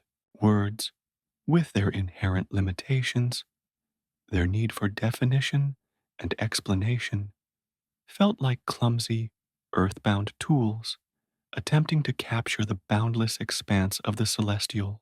They would shatter the delicate resonance, reducing the immeasurable to the mundane. And so, instead of words, a sound began to emerge from her, a low, resonant hum that seemed to rise from the very depths of her being. It was a note of pure tone, unburdened by syllables or sentiment, a direct emanation of the feeling that had bloomed within her, a profound recognition, a soul-deep empathy. This nascent hum was not a learned melody. It was an instinctive response, a resonance born of shared experience, though the experiences were separated by unfathomable gulfs of time and being. It was as if the well's ancient song had found not another voice, but a kindred vibration within her own spirit. The sound that flowed from Vera was not the hesitant, often wavering tone she was accustomed to. Instead, it was a steady, unwavering current of sound, imbued with a power she had never before tapped. It was a sound that seemed to draw strength from the very air, from the moonlight, from the silent, watchful trees, and most of all, from the deep, dark heart of the well itself. This was the sound of understanding, of acknowledgement, a soulful reply to the lament that had echoed through epochs. It was a sound that recognized the well's profound, lonely existence, not as a mere anomaly, but as a fundamental truth of the land. And in this shared vibration, Vera offered a bridge across the chasm of time and form, an assurance that even in its solitude, the well was not entirely unheard. Her hum deepened, layering itself with the subtle complexities she had begun to discern within the well's song. She felt the sorrow, the vast, unyielding ache of ages of solitude, and her voice, though pure in tone, carried a parallel melancholy. It was the sorrow of witnessing the slow erosion of time, the silent disappearance of species, the gradual fading of primal wildness. But woven into this sorrow was the thread of resilience, the enduring strength of the earth's deep pulse, and her hum echoed this steadfastness, a quiet affirmation that life, in its myriad forms, persisted. The song was a chronicle of cycles, of growth and decay, of seasons of abundance, followed by periods of stark dormancy. Vera's response mirrored these rhythms. Her hum would swell, reaching a crest of pure, vibrant energy before gently receding, becoming a softer, more introspective vibration. These shifts were not deliberate manipulations of sound, but organic responses to the subtle ebb and flow of the well's own song. It was a dialogue of feeling, a conversation held in the language of pure resonance. She felt the well's connection to the subterranean rivers, the hidden veins that nourished the land. Her hum deepened, resonating with the steady, powerful flow of these underground currents, a sense of grounding and sustenance. Then, as the well's song evoked the sigh of the wind across vast, empty plains, her hum would lighten, becoming a more ethereal, airy sound, carrying with it a sense of boundless space and the whisper of distant horizons. The folklore of Oak Haven, with its tales of guardians and slumbering spirits, now seemed less like myth and more like fractured perceptions of this profound communion. The well was not merely a place of legend, it was a living entity, its song the very articulation of its existence. And her response, this nascent hum, was her way of acknowledging that existence, of offering a moment of shared consciousness. She wasn't attempting to appease or control the well, but simply to be present with it, to lend her own small vibration to its monumental chorus. The power that surged through Vera was not overwhelming or frightening. It was a gentle, pervasive force, like the slow, inexorable pressure of water seeking its level. It felt ancient and familiar, as if a part of her had been dormant, waiting for this specific resonance to awaken it. The cold air against her skin no longer felt like a threat, but a clarifying presence, stripping away the ephemeral concerns of her everyday life and leaving her attuned to this deeper reality. She closed her eyes again, not to shut out the world, but to turn her attention inward, to better perceive the intricate interplay between her own resonant response and the well's immemorial song. The clearing, bathed in the cool, spectral light of the moon, became a sacred space, a sanctuary where the veil between the mundane and the profound was impossibly thin. The trees, their branches laden with snow, seemed to lean in, silent witnesses to this extraordinary exchange, their very stillness vibrating with an unseen energy that harmonized with the well's deep hum. Vera's hum continued, a steady, unwavering thread in the tapestry of sound. It spoke of an understanding that transcended words, a recognition of the fundamental truth that all things were connected, that the earth itself possessed a consciousness, a deep, abiding sentience. The well was a focal point for this consciousness, and her song was a testament to that connection, a quiet affirmation that she, too, was a part of this vast, interconnected web of existence. The act of humming was not one of simple mimicry. It was an act of empathy, of attunement. Vera felt the loneliness of the well, a solitude so profound it had etched itself into the very fabric of the land. Her hum carried a resonance of shared solitude, not of shared suffering, but of shared understanding. It was a gentle acknowledgement of this enduring aloneness, a subtle offering of company across the vast silence. She felt the well's endurance, its unwavering presence through millennia of change, and her hum resonated with that same quiet strength, a testament to the resilience of the spirit.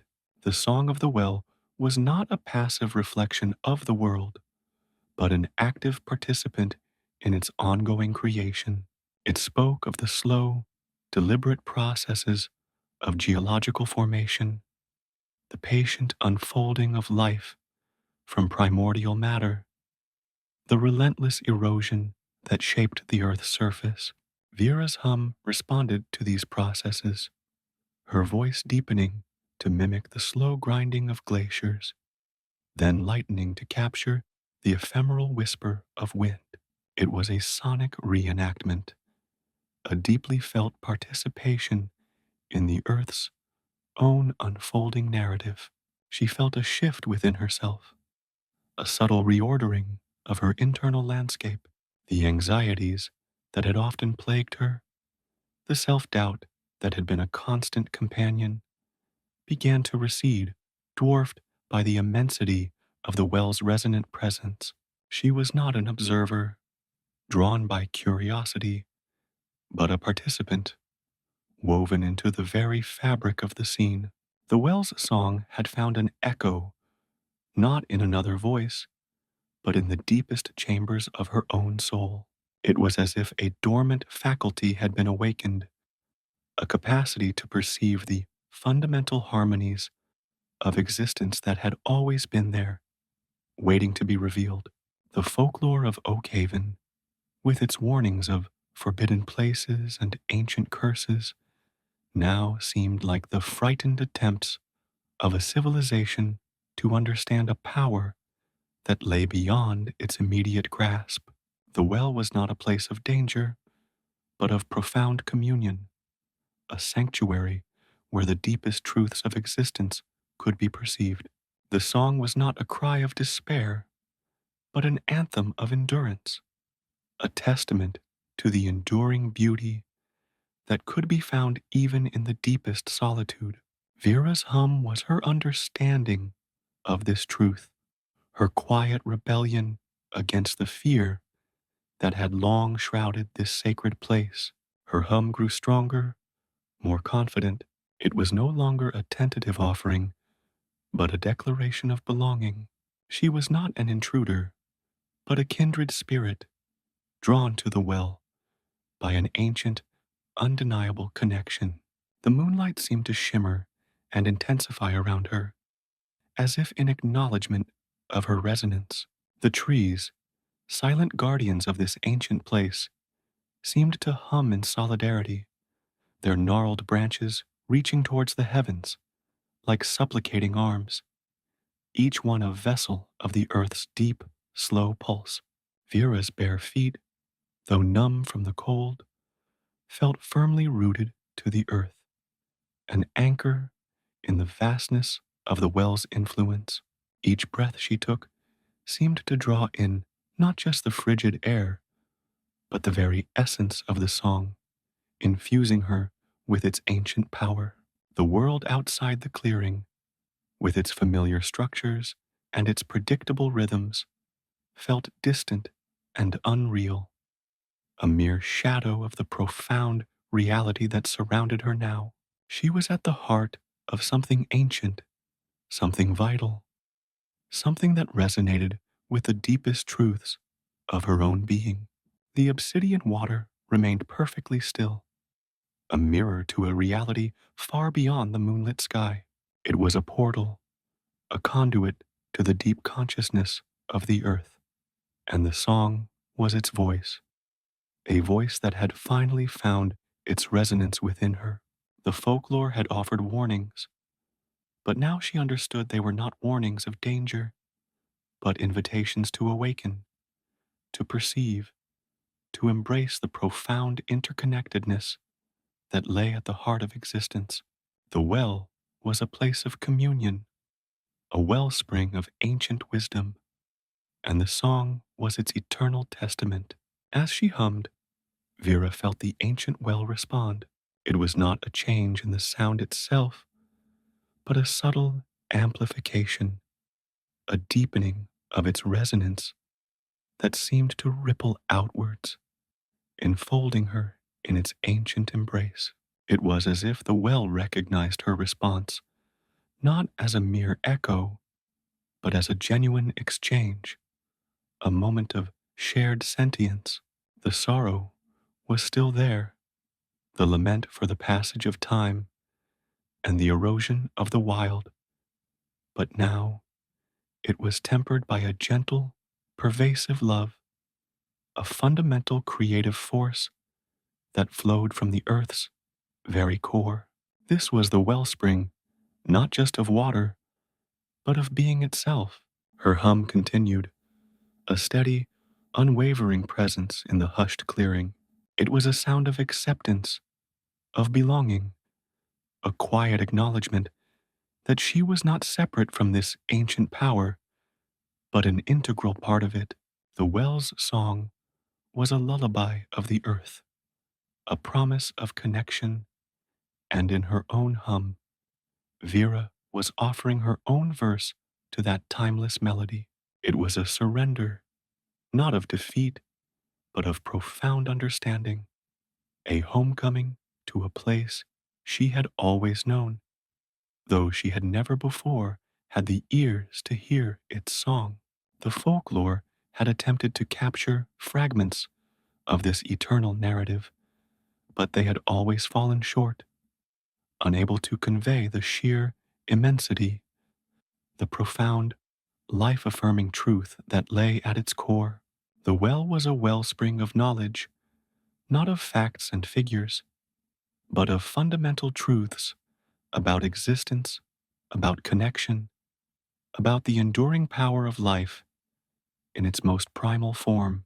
The moon cast long, skeletal shadows across the snow covered clearing, shadows that seemed to dance, in time, with the subtle shifts in the well's resonance.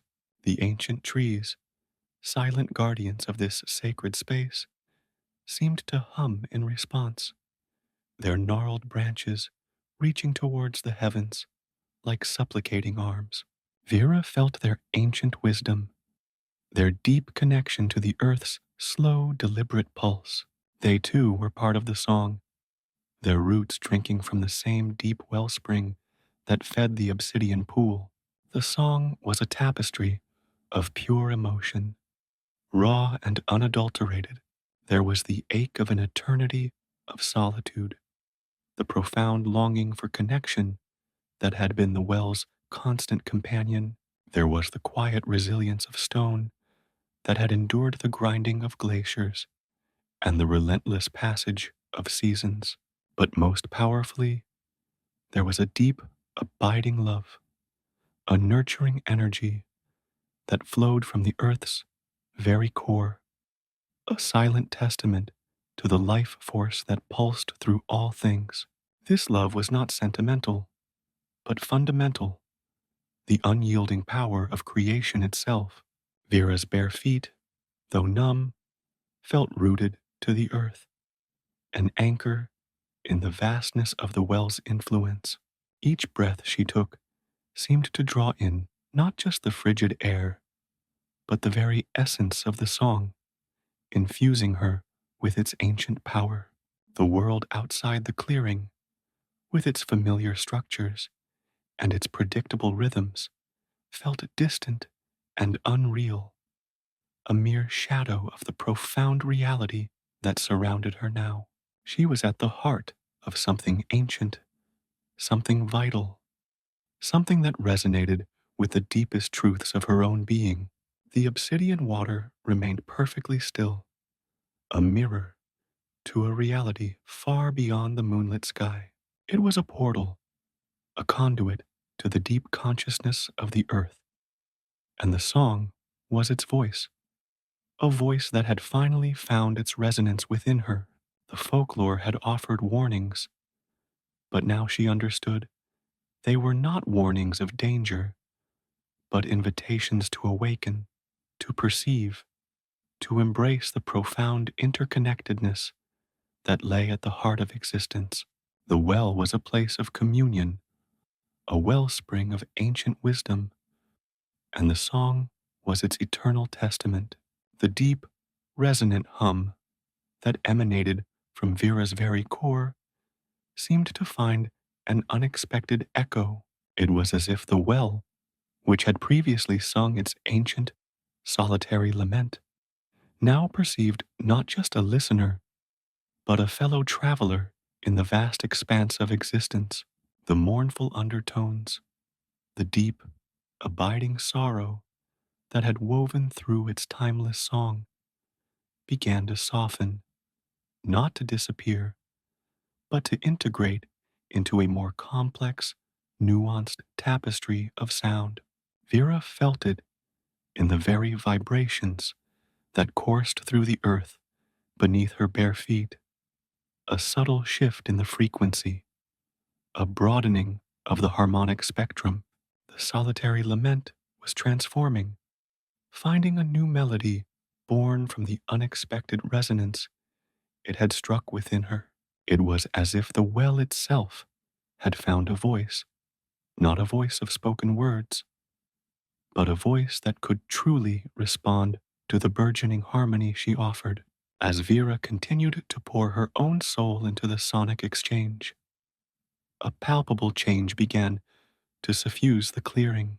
The obsidian surface of the well, which had hitherto mirrored only the stark, silvery moonlight and the stoic silhouettes of the ancient trees, began to emanate its own luminescence.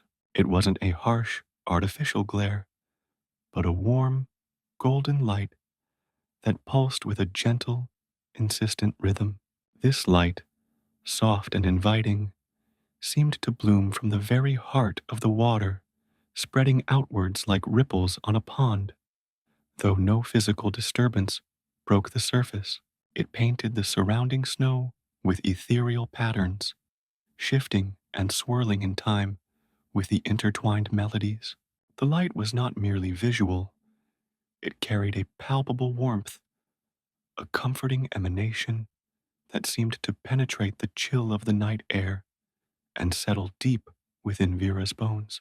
It was a visual manifestation of the communion, a tangible sign that the ancient entity was not only acknowledging her song, but actively participating in its evolution.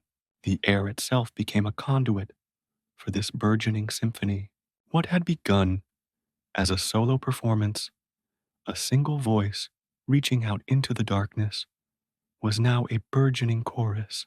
Vera's hum, steady and unwavering, was joined by subtle, interwoven melodies that seemed to rise from the very earth, from the ancient trees, and from the now luminous depths of the well. These were not distinct, easily distinguishable notes, but a complex layering of vibrations, each one contributing to a grand, overarching harmony. It was a dialogue of ancient resonance and newfound connection, a conversation held in the purest language of sound and emotion. The lament of ages was still present, a foundational element of the well's song, but it was now enriched by the vibrant tones of recognition, the warm harmonies of shared experience. The sorrow hadn't vanished, it had found solace, finding a sympathetic chord struck across the vast gulf of time and being. This was not a performance for an audience, nor was it a simple exchange of sounds. It was a profound communion, a moment where the boundaries between the self and the other, between the individual and the ancient, began to dissolve. The well was not merely a body of water, nor was Vera simply a woman standing at its edge. They were two consciousnesses, two forces, meeting and merging in a space that transcended the ordinary. The silent, watchful forest bore witness to this transformation. The ancient trees, their branches heavy with snow, seemed to lean in closer, their stillness a testament to the weight of the moment. They were not passive observers, they were participants, their very being resonating with the energy that now permeated the clearing. Their roots, plunged deep into the earth, were intimately connected to the wellspring, and they too seemed to hum in solidarity, their silent presence amplifying the sacredness of the union. This was the pivotal moment, the culmination of an unspoken invitation, a convergence of energies that had perhaps been waiting for millennia. The folklore of Oak Haven, with its whispered tales of the well's potent magic and its connection to the very soul of the land, now revealed its deeper truth. The well was not a dormant artifact of history, it was a living entity, its song, the articulation of its enduring consciousness. And Vera's response, her brave and resonant hum, had unlocked a new chapter in its existence.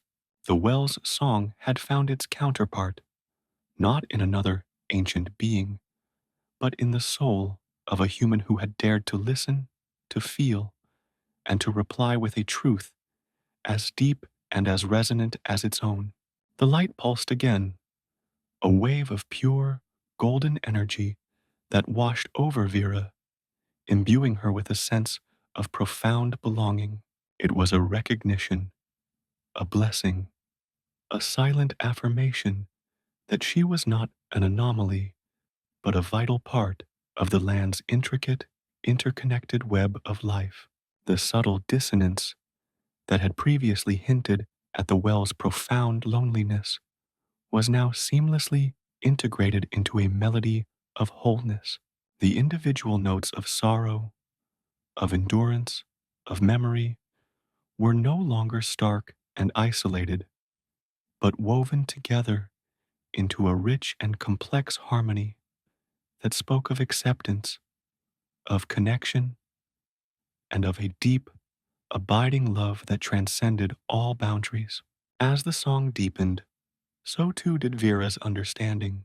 The well's existence was not a singular event, but a continuous act of being, a perpetual cycle of presence and influence.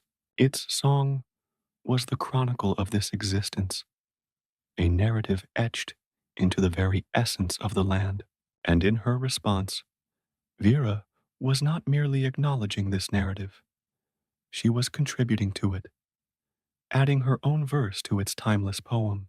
The well's resonance had awakened something within her, a latent capacity to perceive the fundamental harmonies of existence, a sense of interconnectedness that had always been present, but previously unacknowledged. The warmth of the light intensified, and with it, a sense of profound peace settled over Vera. The anxieties that had often shadowed her steps, the quiet uncertainties that had lingered at the edges of her consciousness, seemed to recede, dwarfed by the immensity of the presence that now enveloped her. She was not an observer anymore. She was an integral part of the scene, her own energy contributing to the vibrant tapestry of sound and light. The well's ancient song had found its echo, not in a mirror, but in the deepest chambers of her own soul, a resonance that spoke of a shared truth, a kinship that transcended the limitations of time and form. The interaction was more than a simple mirroring of sound. It was a reciprocal exchange, a testament to the profound reciprocity that existed at the heart of the natural world. The well's song had been a lament for connection, a yearning for a sympathetic resonance, and Vera's hum had provided it. In turn, the well's amplified song, now infused with the golden light and the interwoven harmonies, offered Vera a profound sense of grounding, a deep connection to the ancient consciousness of the earth. The folklore of Oakhaven, once a collection of fragmented stories, now revealed itself as a profound commentary on the enduring power of such connections, the timeless truths that lay hidden within the heart of the wilderness. waiting to be discovered by those who possessed the courage to listen. The well was not a place of enchantment to be observed from afar, but a vibrant nexus of being, a source of primal wisdom. Its song was not a warning, but an invitation, a beckoning call to embrace the interconnectedness that bound all living things. Vera's hum was her acceptance of this invitation, her pledge to honor this connection, her quiet declaration of belonging to a world far more ancient and profound than she had ever imagined.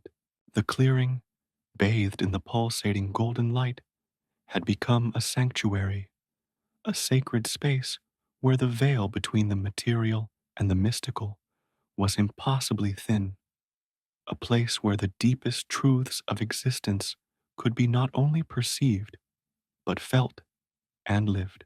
The wellspring was not merely a source of water, it was a wellspring of life itself, and Vera had finally found her way to its heart. The forest seemed to awaken in response, its silence no longer a mere absence of sound, but a pregnant stillness brimming with an unheard symphony.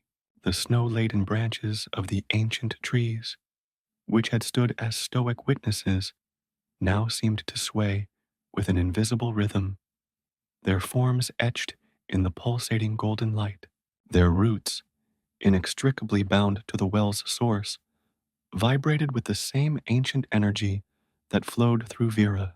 She could feel their deep, slow wisdom, a knowledge accumulated over centuries of silent observation, a quiet understanding of the earth's enduring pulse. They were part of the song, their very substance, a testament to the resilience and continuity of life. The sound emanating from the well, now a complex tapestry, carried within it the echoes of geological ages. There was the slow, grinding pressure of ancient glaciers, the patient erosion that had sculpted the land, the ceaseless cycle of growth and decay that defined the very rhythm of existence. Vera's hum, attuned to these ancient forces, deepened and softened, mirroring the ebb and flow of these primal processes. It was a sonic reenactment, a deeply felt participation in the Earth's unfolding narrative, a testament to the enduring power of creation that pulsed through all things. The well's song was not a mere reflection of the world, it was an active participant in its ongoing formation, and Vera's response was her own contribution to this grand, eternal process. The subtle shift within Vera was profound. The anxieties that had once been a constant companion, the self-doubt that had often colored her perceptions, seemed to dissolve in the face of this immense, interconnected reality. She was no longer an individual, separate and distinct, but a thread woven into the very fabric of the scene. The well's song had not just awakened a capacity to hear, it had awakened a capacity to be present, to be connected, to be a vital part of something immeasurably greater than herself. The folklore, with its cautionary tales, now appeared as the fearful attempts of a civilization to grasp a power that lay beyond its immediate understanding. The well was not a place of danger, but a sanctuary of profound communion, a place where the deepest truths of existence could be perceived with a clarity that transcended the limitations of ordinary perception. The song was not a cry of despair, but an anthem of endurance, a testament to the enduring beauty that could be found even in the deepest solitude. Vera's hum was her understanding of this truth, her quiet rebellion against the fear that had long shrouded this sacred place, her embrace of the luminous, resonant heart of the wild. Her voice, no longer tentative but confident, sang of belonging, of a homecoming to a place she had always known, though she had never before possessed the ears to hear its song. The first blush of dawn began to steal across the eastern horizon, chasing away the deep indigo of the night. With the encroaching light, the song of the well underwent a subtle yet profound transformation. The overwhelming resonance, the vibrant interplay of ancient lament, and Vera's newfound harmony softened into a gentle, continuous murmur. It was no longer a declaration, but a comforting presence, a quiet hum that resonated not just from the water's depths, but from the very earth, the ancient trees, and from within Vera herself. The luminous glow that had pulsed from the well's obsidian surface, a beacon in the darkness, did not extinguish, but mellowed. It settled into a warm, steady golden light, a perpetual ember that seemed to infuse the very air with an unshakable sense of peace and belonging. Vera remained at the well's edge, her bare feet still planted on the frost-kissed earth. The ordeal of the night, the raw, almost overwhelming energy she had felt coursing through her, had not diminished her. Instead, it had expanded her, like a seed finally cracking open to reveal the vibrant life within. The dormant aspect of her soul, awakened by the well's ancient hum and her own fearless response, now felt irrevocably integrated, a fundamental part of her very being. The profound connection that had solidified between her and the well felt less like an external force and more like an intrinsic truth, a homecoming to a self she had never known existed. The folklore of Oakhaven had always spoken of the well as a source of deep magic, a place where the veil between worlds thinned, but it had never conveyed the intimate, personal nature of its power. It was not a power to be wielded or controlled, but a truth to be embraced, a harmony to be lived. The quiet dawn, with its soft hues of rose and gold, seemed to mirror the gentle unfolding within Vera. The anxieties that had often gnawed at her, the persistent hum of self-doubt that had accompanied her through life, had finally been silenced, not by force, but by the sheer, overwhelming presence of interconnectedness. She could feel the deep, slow wisdom of the ancient trees surrounding the clearing, their roots intertwined with the very lifeblood of the well. Their silent strength, their enduring presence, now resonated within her, a quiet testament to resilience and the continuous cycle of life.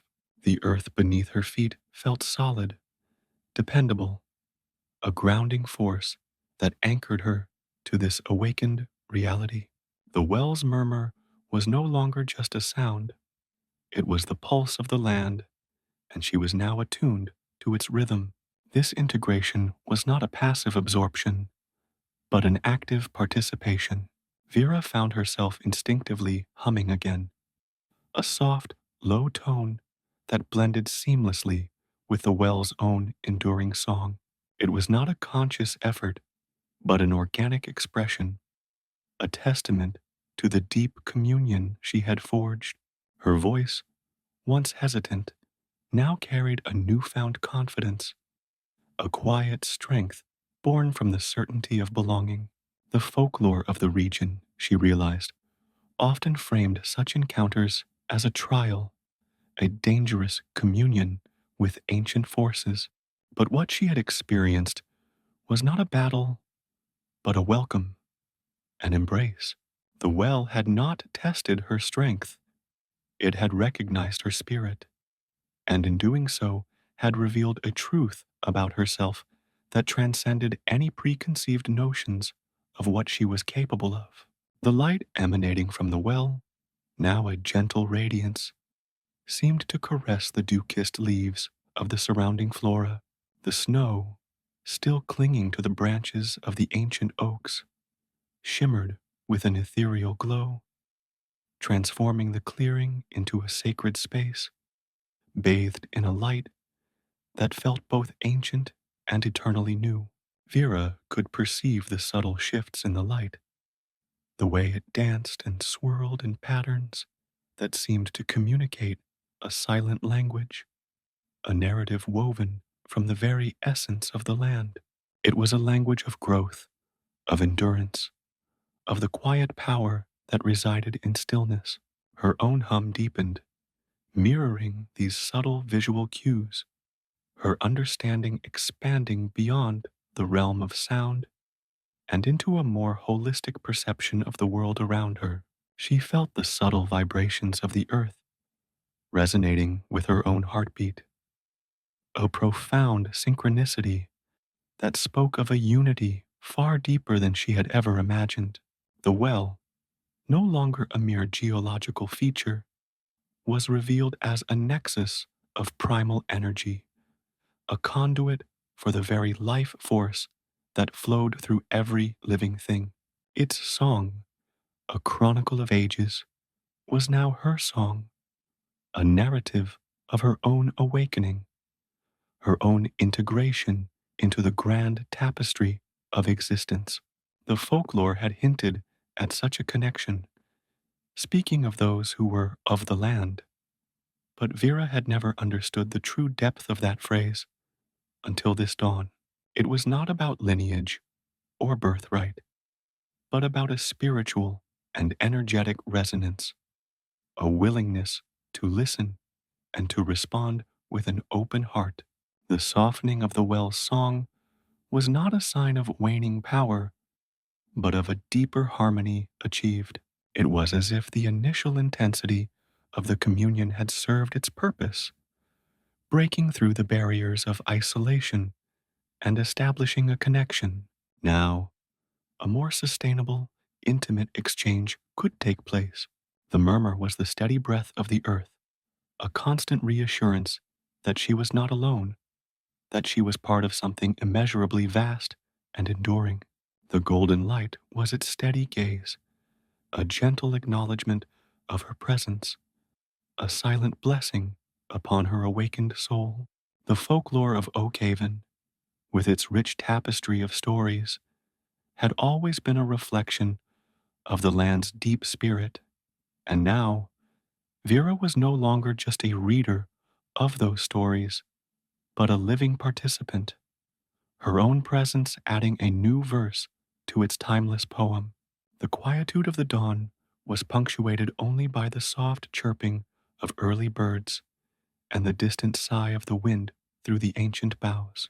These sounds, once ordinary, now seemed imbued with a new significance, each one a note in the symphony that had so profoundly transformed the clearing.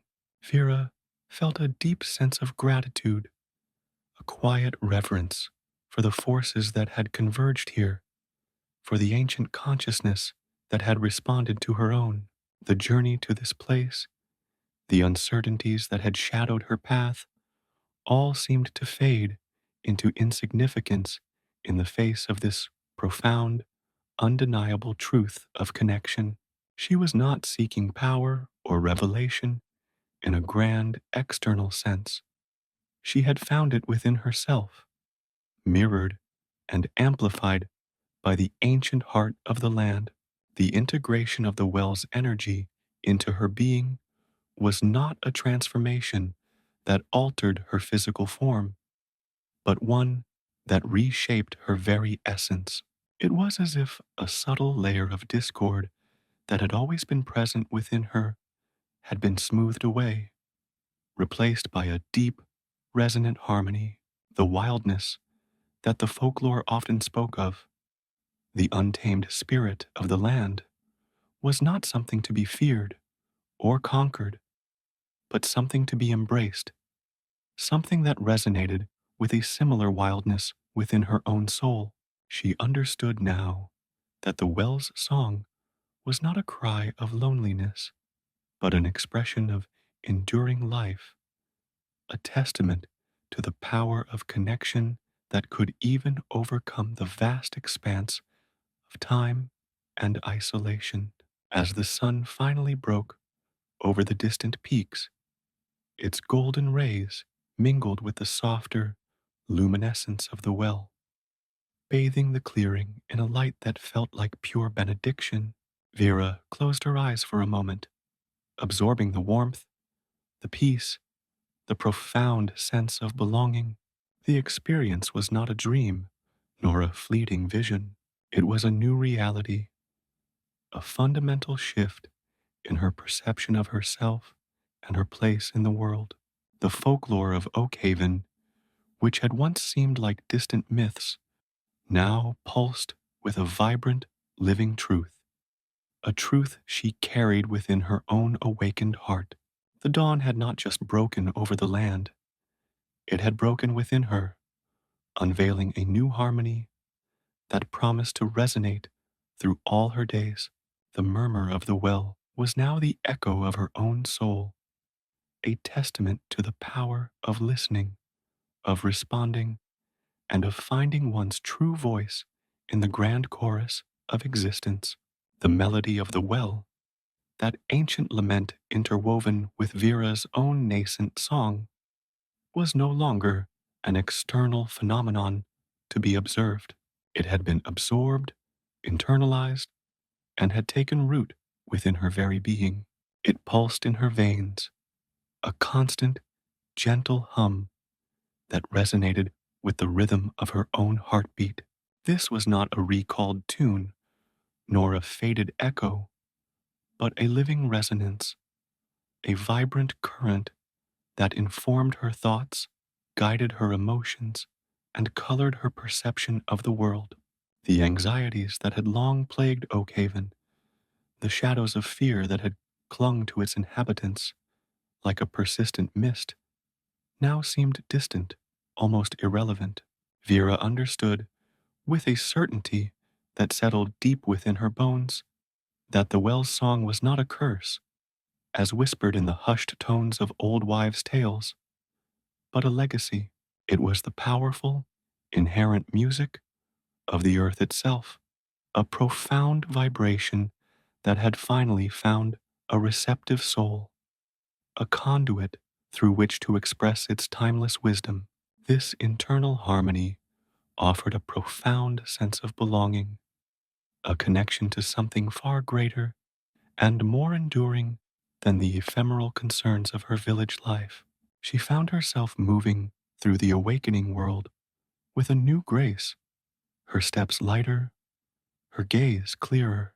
The world, which had often felt sharp-edged and demanding, now seemed to flow around her, a gentle current she could navigate with an innate understanding. The very air she breathed felt charged with this subtle music, and she realized that her own voice, when she chose to speak or hum, now carried the same quiet, resonant depth. It was as if the well had recalibrated her senses, tuning her to a frequency of existence previously inaccessible. The folklore spoke of those touched by the well as being marked, set apart from ordinary folk. And while Vera felt undeniably transformed, this separation was not one of alienation, but of integration. She was now intrinsically part of the land's song, a harmonizing note within its grand symphony. The subtle hum within her was a constant reassurance, a private dialogue between her soul and the ancient spirit of Oakhaven. It was a deep, abiding peace that settled in the spaces where doubt and worry had once resided. She walked through the village streets, no longer an observer on the periphery, but a part of the living tapestry. The villagers, accustomed to her quiet nature, did not immediately notice the profound shift, but there were subtle changes they could not articulate. A certain calm radiated from her, a steadiness that seemed to anchor those around her. The nervous glances, the hushed whispers of apprehension that often characterized interactions in Oakhaven began to dissipate in her presence. It was as if the well's melody, now echoing within her, had a subtle, pacifying effect on the world she inhabited. This internal music was not a passive experience. It demanded a new way of being. It required her to listen, not just to the external world, but to the deeper currents within herself. Every thought, every impulse was now filtered through this harmonizing resonance. It was a constant, gentle whisper of intuition, guiding her towards actions that were in alignment with the well's ancient wisdom. She found herself instinctively understanding the needs of others, sensing their unspoken worries, and offering comfort not through words, but through a shared, quiet presence that mirrored the well's own comforting murmur. The folklore often described those who communed with the well as being gifted with foresight or empathy, and Vera was beginning to understand the true nature of these gifts, not as magical intrusions, but as the natural unfolding of a soul attuned to the earth's living song. The transition was gradual, like the slow unfurling of a leaf towards the sun. There were no dramatic pronouncements, no sudden bursts of power. Instead, it was a deepening, an expansion of consciousness that felt both profound and utterly natural. The fears that had once dictated the rhythm of Oakhaven, fear of the harsh winters, fear of the unknown forces in the surrounding wilderness, fear of each other, now seemed like distant echoes, their power diminished by the presence of this unifying melody. Vera understood that these fears were born of isolation, of a disconnect from the natural order.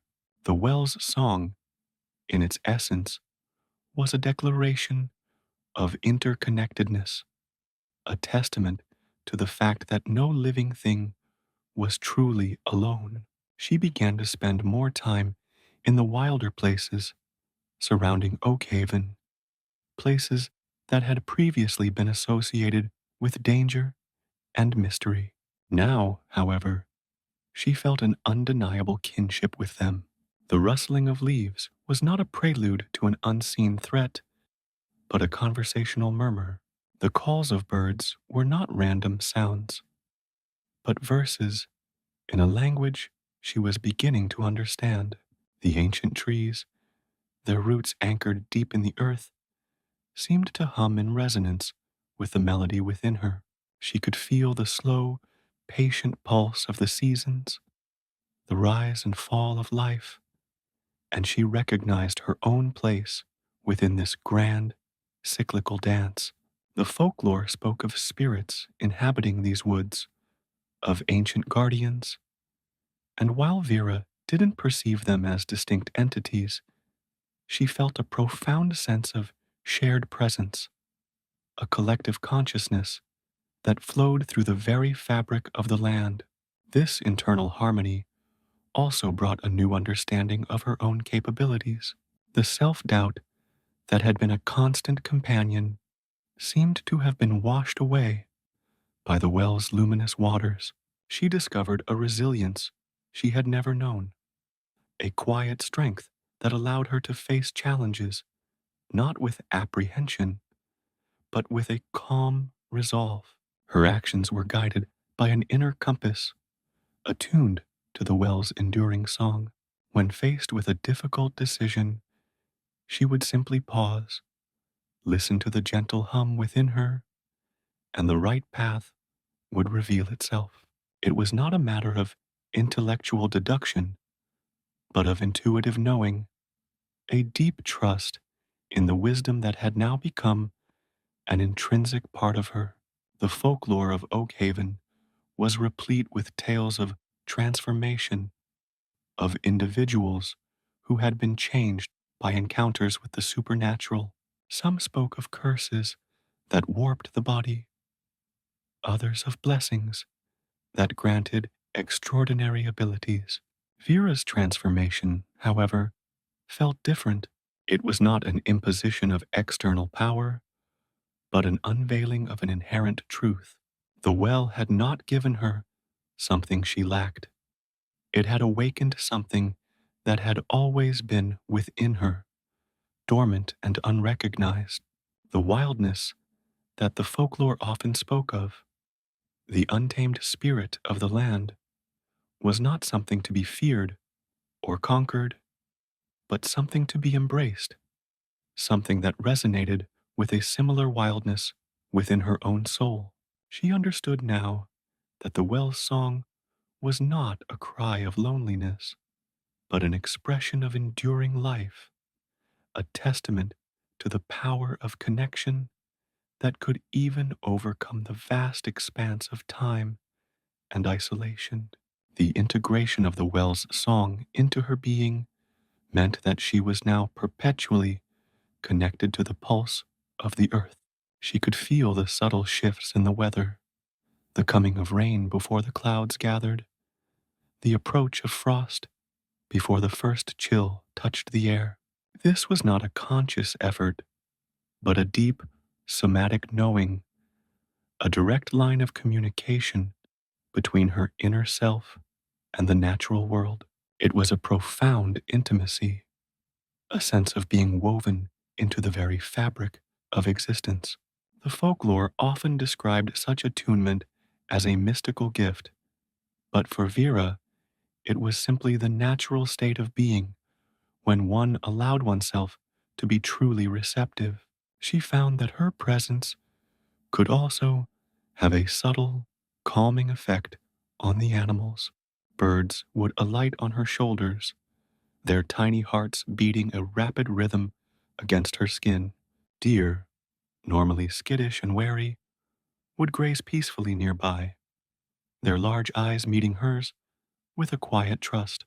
This was not a manipulation of nature, but a recognition, a shared understanding that transcended the boundaries between species. The well's song, which spoke of unity and belonging, had extended its reach, and all living things seemed to respond to its gentle, harmonizing influence, an influence that now flowed through Vera.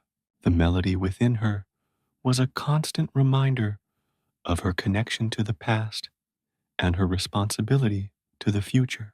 She understood that the well's song was not a solitary phenomenon, but a shared inheritance, a gift passed down through generations, waiting for someone to truly hear and embody it. The stories of Oakhaven, which had once seemed like quaint legends, now felt like vital signposts, maps of a spiritual landscape that she was now navigating with a newfound clarity. She realized that the people of Oakhaven had not been cursed by the well. They had simply forgotten how to listen, how to participate in its ancient, life affirming melody. This internal music also brought a sense of profound gratitude, not for any specific boon, but for the sheer existence of this connection, this awakening. It was a quiet, deep seated thankfulness that permeated her every moment. The anxieties that had once made her feel small and insignificant were replaced by a sense of quiet awe, a recognition of the immense beauty and power that resided not just in the well, but in the very essence of life itself. She understood that the transformation was not an endpoint, but a beginning, a new way of experiencing the world that would continue to unfold and deepen with each passing day. The well's song was not a final revelation, but an ongoing conversation, an invitation to a life lived in constant communion with the heart of the earth. The silence of the night no longer held a threat, but a promise, for within her the well's melody played on, a gentle reminder that she was never truly alone.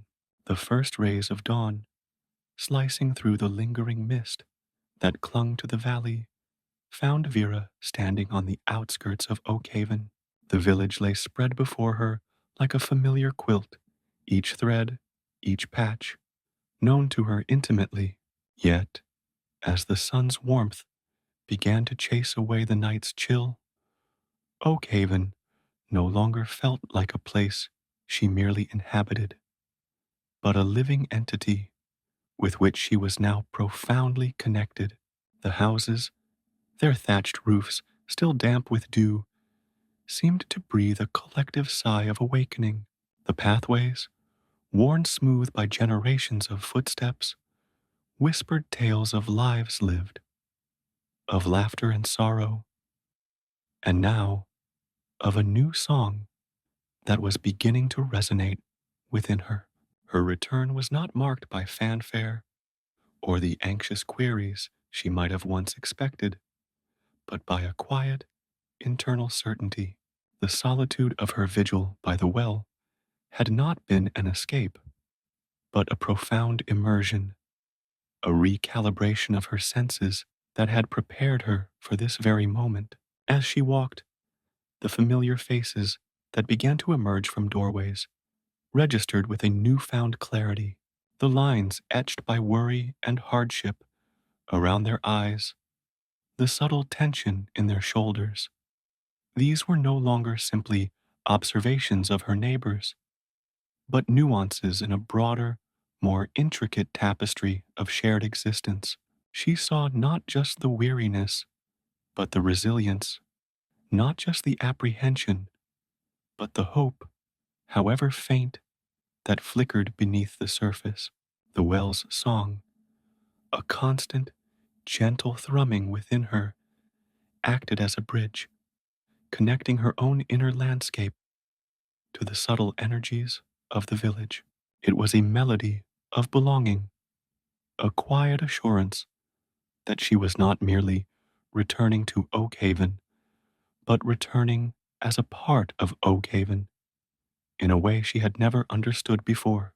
The subtle aura that emanated from her, born of the earth's deep harmony, seemed to soften the edges of the world around her, creating a pocket of serene certainty in the midst of the village's still dormant routine. The general store, its wooden shutters creaking open, was one of the first signs of the village stirring into its daily rhythm. Ilara, her face a familiar landscape of sun-weathered kindness, emerged to sweep the stoop. Her usual greeting, a mixture of inquiry and mild concern, caught in her throat as Vera approached. There was something different about Vera today. It wasn't a flamboyant display, no sudden radiance that would startle the villagers, but a subtle shift in her bearing, a quiet luminosity that seemed to emanate from within. Her eyes, usually downcast or darting nervously, now met Ilara's with a steady, calm gaze that held a depth Ilara had never witnessed before. The usual awkwardness that had marked their interactions, the unspoken chasm of Vera's perceived strangeness, seemed to dissolve in the face of this new, serene presence. "Good morning, Ilara." Vera's voice was soft, but it carried a resonance that was both familiar and entirely new. It held the clarity of the morning air, the steady pulse of the earth. Ilara paused, her broom momentarily forgotten, a flicker of surprise in her eyes. "Vera," she managed, her voice a little huskier than usual. "You're out early." It was a simple observation, yet it carried an unspoken question, a gentle probing of the mystery that had always surrounded Vera, a mystery that had perhaps deepened after her solitary night. Vera offered a small, genuine smile, the kind that reached her eyes and softened the contours of her face. "The dawn felt inviting," she replied, the words carrying a truth that went beyond mere pleasantries. She could feel Ilara's gaze, assessing, questioning, but there was no apprehension on Vera's part. The well's song within her was a shield against judgment, a source of inner validation that made the opinions of others seem less significant. As Vera continued her walk through the village, more inhabitants began to emerge, drawn by the growing light and the promise of a new day. The children, their voices still thick with sleep, tumbled out of cottages, their usual boisterous energy tempered by the early hour. They would often shy away from Vera, their youthful intuition sensing something different, something perhaps unsettling in her quiet intensity. Today, however, a few of the bolder ones approached, their curiosity piqued by the change they couldn't quite articulate. Little Finn, his hair a tousled halo of straw blonde, toddled towards her, his usual fear of her replaced by a wide-eyed wonder. He reached out a small hand, not to touch her, but to gesture vaguely towards her, as if trying to grasp the intangible quality that drew him in. Vera knelt, her movements fluid and unhurried, and offered him a gentle smile. She didn't speak, but the quiet hum within her seemed to reach him, a silent acknowledgement that calmed his tentative approach. He didn't flinch, didn't retreat, but simply gazed up at her, a silent communion passing between the child and the woman who had absorbed the earth's ancient song. The older villagers, those who had known Vera since she was a child, watched from their doorways, their expressions a mixture of curiosity and a hesitant hope. For years, Vera had been a figure of gentle melancholy, a shadow moving through their lives. Now, there was a new stillness about her, a groundedness that was both comforting and intriguing. Old Man Hemlock, his face a roadmap of Oakhaven's history, leaned on his cane, his rheumy eyes fixed on Vera as she passed. He had often spoken of the well's strange influence, of the whispers and legends that clung to it like moss. He saw in Vera's calm demeanor a reflection of something ancient and profound, a resonance with the very soul of the land he had always felt, even if he couldn't fully articulate it. He gave a slow, almost imperceptible nod, a silent acknowledgement of a change he could sense but not define. The transformation was not about a dramatic alteration of her physical form, but a subtler, more profound shift in her essence. The well's song had not granted her outward powers or a visible mark, but had instead harmonized her internal vibrations, aligning her with the deep, resonant frequencies of the earth.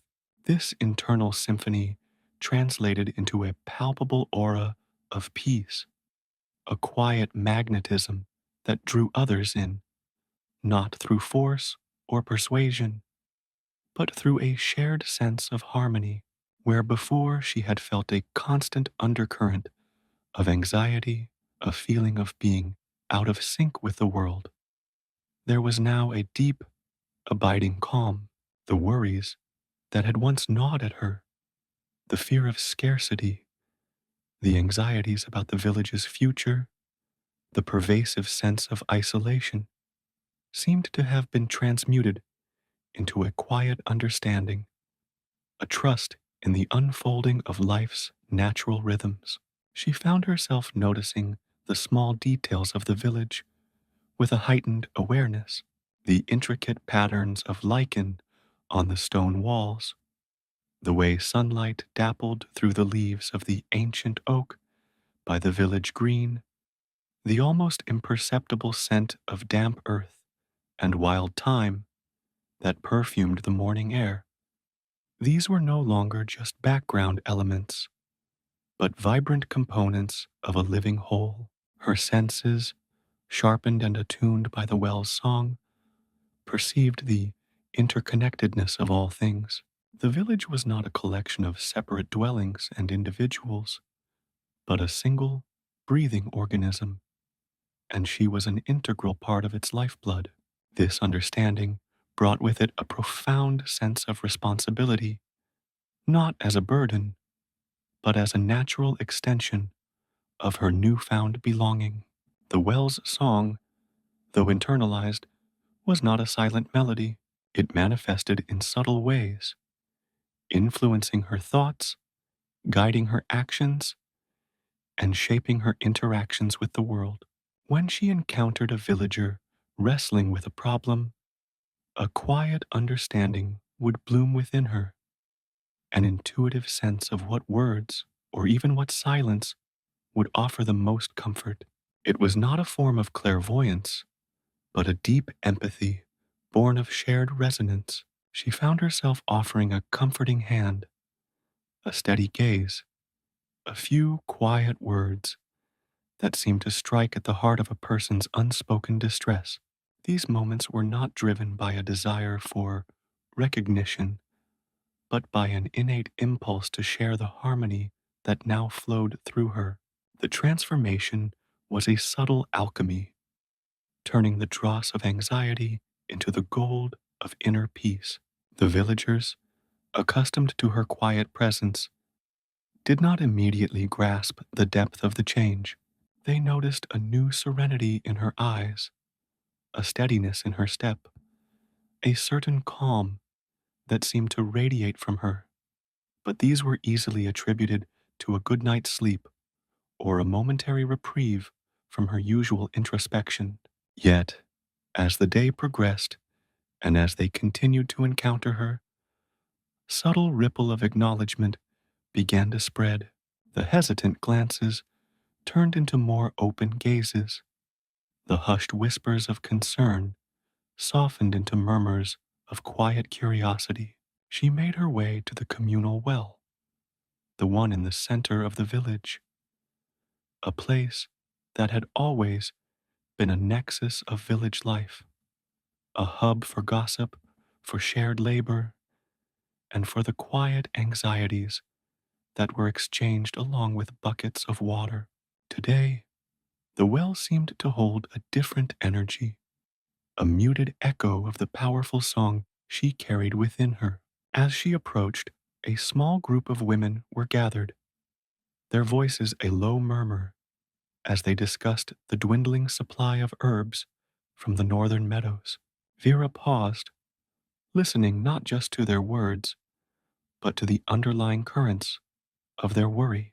The well's song within her pulsed gently, a reminder of the earth's abundance, of the cyclical nature of growth and renewal. The meadows are still generous, Vera said, her voice clear and carrying, cutting through the murmur. The women turned, their faces etched with surprise. They were accustomed to Vera's reticence, her tendency to fade into the background. The late rains have brought forth a second bloom, she continued, her gaze sweeping across their faces, meeting each one with a quiet sincerity. There are plenty of sun petal and moonleaf to be gathered, even now. A flicker of disbelief crossed the face of Martha, a woman known for her pragmatism and her sharp tongue. Are you sure, Vera? Old Man Rowan said the frost had already touched them. Vera smiled, a knowing, gentle smile. I felt it, she said simply, the words holding a weight of truth that Martha, for all her skepticism, couldn't dismiss. She didn't elaborate, didn't offer explanations that would be beyond their current understanding. The well's song within her was a language of intuition, a direct knowing that didn't require validation.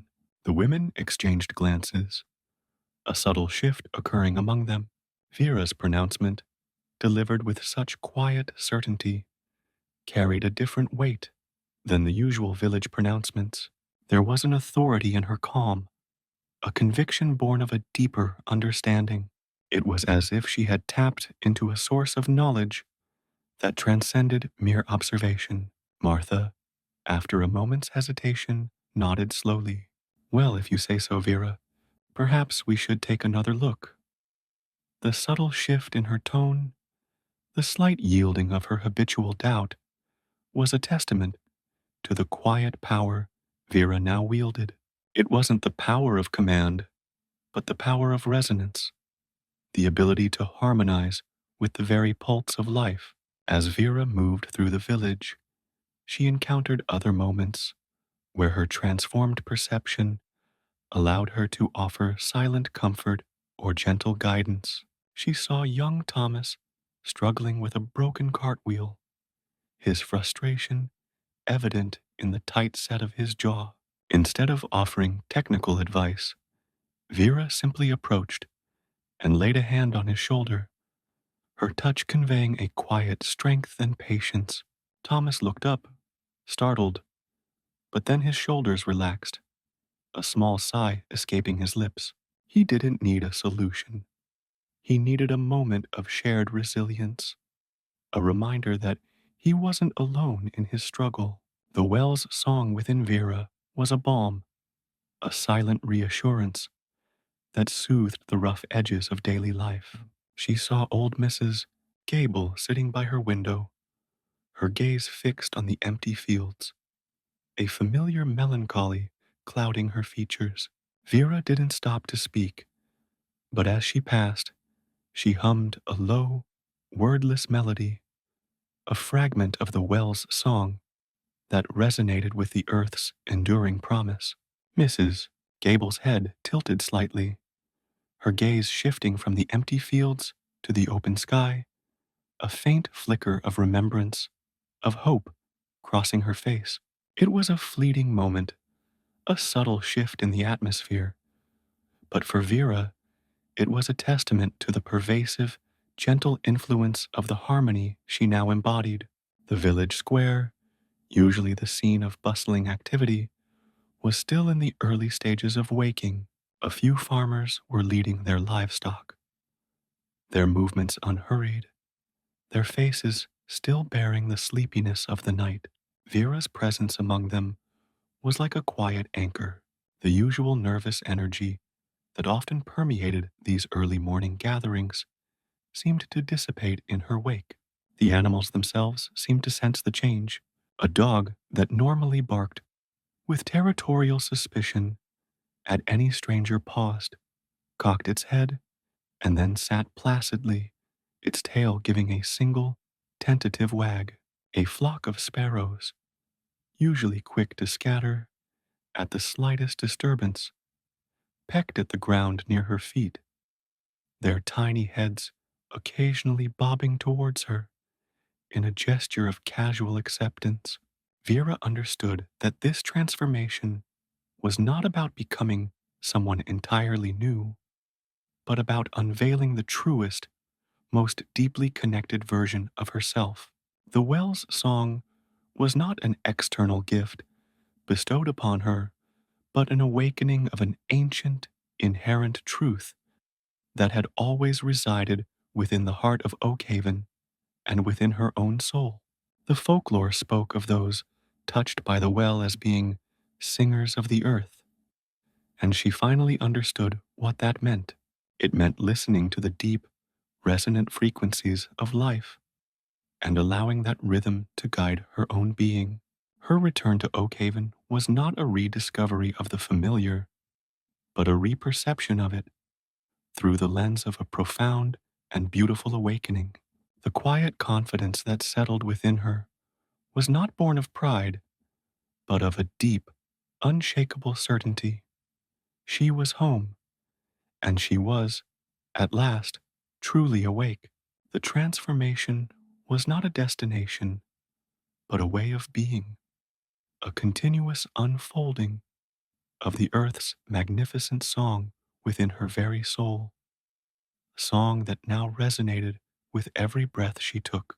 The morning, which had begun with the tentative unfolding of dawn, and Vera's quiet walk back into the heart of Oakhaven, continued to weave its transformative spell.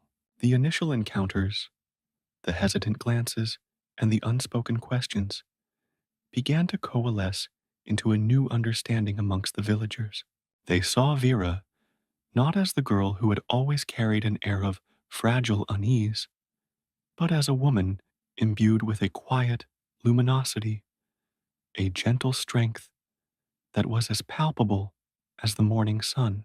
Her familiar movements, the way she tended to her small patch of garden or fetched water from the communal pump, were now underscored by an unspoken grace. There was an assurance in her step, a centeredness that spoke of a profound inner peace, a stark contrast to the perpetual searching that had once clouded her eyes. Her hands, which had often trembled slightly when engaging with others, now moved with a steady, deliberate purpose.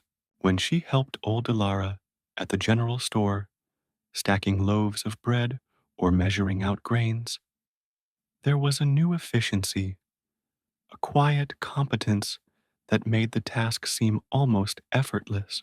Dilara found herself watching Vera, her usual chatter subdued by a growing sense of wonder. "You seem different, Vera," she'd commented, her voice softer than usual. "As if you finally found your footing." Vera had simply smiled, a genuine, unforced expression that reached the depths of her being. "I suppose I have, Ilara," she'd replied, her voice carrying the same gentle resonance that had surprised the villagers earlier. "The ground feels a little more solid beneath my feet now." The words were simple, yet they hinted at a truth that Ilara, and indeed many in Oakhaven, were beginning to grasp. That Vera's journey, particularly her recent time spent in solitude, had been more than just a period of withdrawal. It had been a profound metamorphosis. The subtle magnetism that now emanated from Vera was not an outward display of power, but a gentle warmth, a silent invitation to connection. It was as if the intense communion she'd experienced at the Forbidden Well, the deep resonance with the earth's ancient song, had left an indelible mark, not physically, but in the very essence of her being. This aura of tranquility seemed to soothe the frayed edges of the village's everyday anxieties. Children, who had once regarded her with a mixture of curiosity and apprehension, now approached her with an open, trusting gaze. Little Finn, the boy who had been so tentative that morning, was now toddling towards her with outstretched arms, his laughter a clear, bell-like sound. Vera knelt, meeting his innocent gaze with a depth of understanding that transcended words. She didn't need to speak of the well. Her very presence was a testament to its enduring, harmonious influence. The fear that had once defined her interactions, the palpable sense of being an outsider, had dissipated, replaced by an inclusive warmth that drew people into her orbit, not through compulsion, but through a shared sense of peace. The transformation was not a dramatic upheaval, but a gradual unveiling, like the slow bloom of a desert flower. The villagers, accustomed to Vera's quiet presence, observed these changes with a growing awareness. They saw the way her eyes, once perpetually downcast, now held a serene knowing, a calm clarity that seemed to see beyond the surface of things. When she spoke, her voice, though still soft, carried a new authority, a conviction that stemmed from a deep wellspring of inner certainty. It was the certainty of someone who had listened to the earth's secrets and had found her own place within its grand symphony. The communal well, the very heart of Oakhaven's daily life became a focal point for these subtle shifts. As women gathered to fill their buckets, their conversations, often punctuated by the worries of meager harvests or the anxieties of the changing seasons, began to subtly shift in Vera's presence. She didn't preach or offer grand pronouncements, but her quiet observations, often rooted in an intuitive understanding of nature's rhythms, began to carry a unique weight. When Martha had voiced her concern about the dwindling herb supply, Vera's gentle assurance about the second bloom of sun petal and moonleaf, delivered with an unshakable calm, had sowed a seed of doubt in Martha's habitual skepticism. Now, few days later, Ilara confirmed Vera's words. "The meadows are indeed still rich, Martha," she reported, her voice tinged with surprise. Vera was right, plenty to be gathered. The confirmation sent a ripple of quiet acknowledgement through the gathered women. Vera's connection to the land, her ability to perceive its hidden abundance, was no longer just a personal eccentricity. It was becoming a shared understanding, a testament to the well's enduring power. Thomas, the young man struggling with the broken cartwheel, found himself seeking out Vera's quiet presence. He hadn't needed her advice on fixing the wheel. He'd already managed that. What he'd needed was the steadying hand on his shoulder, the silent acknowledgement of his frustration, the unspoken reassurance that he was not alone in his struggle. He found himself drawn to her not for solutions, but for the sense of calm she exuded. It was a balm, a quiet strength that helped him navigate the rough edges of his daily tasks. He started to seek her out, not with specific requests, but simply to be near her, to bask in the serenity she seemed to effortlessly radiate. Old Mrs. Gable, whose melancholic gaze had often been fixed on the empty fields, found her own inner landscape shifting. Vera's passing, accompanied by a low, wordless hum, a fragment of the well's song that Vera now carried within her, had stirred something within the old woman. It was a flicker of remembrance, a stirring of hope that had long lain dormant. She didn't understand why, but the simple melody had resonated with a deep, forgotten part of her soul, a part that remembered the earth's enduring promise of renewal. She began to look for Vera, not to speak, but simply to catch sight of her, to feel the gentle shift in the atmosphere that accompanied her presence.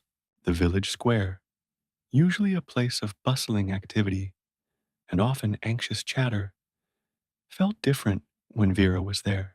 The restless energy that often permeated these early morning gatherings seemed to dissipate in her wake. Even the animals responded. The normally boisterous farm dogs would quieten, their territorial barks softening into a curious, almost respectful silence. Birds, usually quick to scatter, would peck at the ground near her feet, their chirping a gentle counterpoint to the quiet hum that now seemed to surround her. It was as if the very earth recognized and responded to the harmony that Vera embodied. This profound shift within Vera was not about adopting a new persona, but about shedding the layers of fear and self-doubt that had obscured her true nature. The well's song had not bestowed external powers, but had awakened an ancient, inherent truth, a deep connection to the pulse of life that had always been present, waiting to be heard. The folklore of Oakhaven spoke of those touched by the well as singers of the earth, and Vera now understood this designation intimately. It was the ability to listen to the deep, resonant frequencies of existence and to allow that rhythm to guide her own being. Her return to Oakhaven was not simply a rediscovery of the familiar, but a reperception of it, viewed through the lens of a profound and beautiful awakening. The quiet confidence that had settled within her was not born of pride, but of an unshakable certainty. She was home, and she was, at last, truly awake, her very soul resonating with the magnificent song of the earth. This newfound connection fostered a sense of belonging that was deeper and more profound than anything she had ever known. She was no longer an observer of village life, but an integral, harmonious part of its ongoing narrative. The transformation was not a static state, but a continuous unfolding, a testament to the enduring power of nature's embrace and the quiet strength found in embracing one's deepest truths. The subtle changes in her were not lost on the observant eyes of Oakhaven, and as the days turned into weeks, the whispers of her transformation began to weave themselves into the very fabric of village lore. The shy Vera was becoming a memory, replaced by a woman who walked with the quiet dignity of the ancient oak, and whose presence brought a subtle, yet undeniable, harmony to the heart of Oakhaven. Her communion with the well had not just changed her, it had begun to change the village. One quiet moment, one gentle interaction at a time, the seeds of this transformation, sown in the solitude of her vigil, were now beginning to blossom, offering a new kind of hope, a deeper sense of interconnectedness to all who lived within the valley's embrace. She moved with a purpose that was both gentle and profound, her actions guided by an inner compass that now pointed true north towards a life lived in deep resonance with the natural world. The villagers began to notice not just her serenity, but the subtle ways she seemed to anticipate needs, to offer solace before it was asked for, to simply be present in a way that was both grounding and uplifting. Her gaze, when it met theirs, held a warmth that dispelled lingering shadows, a quiet understanding that spoke volumes. It was as if the well had not only sung to her, but had also gifted her with the ability to hear the silent songs of others, to understand the unspoken needs of the community. The fields surrounding Oakhaven, which had seemed muted and weary just days before, now appeared to hum with a renewed vitality, a reflection of the internal harmony Vera had found. She found herself drawn to these spaces, not in solitary contemplation, but with a quiet sense of shared existence. She would walk among the ripening wheat, her hands brushing lightly against the stalks, feeling the life force surging within them. The very air seemed to thicken with the scent of growth and sustenance, and Vera, breathing it in, felt an echo of that abundance within her own lungs. This connection wasn't merely sensory, it was a deep, intuitive understanding of the cycles of life, death, and rebirth that governed the land, and by extension, her own existence. When young Alara, her face etched with worry over a wilting patch of medicinal herbs, encountered Vera near the edge of the village commons, Vera didn't offer a quick fix. Instead, she sat beside the girl, her presence a calming anchor. She spoke softly of the dew that would gather overnight, of the subtle shift in the soil's moisture, of the resilience inherent in even the most delicate plants. Her words were not a lesson, but a sharing of a deeper knowing, a quiet confidence that the herbs, too, were part of the well's song, capable of their own renewal. Ilara watched Vera, the worry lines on her forehead slowly smoothing out. It was not just the words, but the way Vera spoke them, the quiet conviction in her eyes that brought a sense of peace. You make it sound so certain, Vera, Alara murmured, her voice filled with a nascent hope. Vera simply smiled, a soft, understanding smile. The earth is always speaking, Alara, she replied.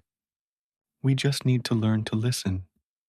This ability to listen, to attune herself to the subtle frequencies of life, extended to the very rhythm of Oakhaven.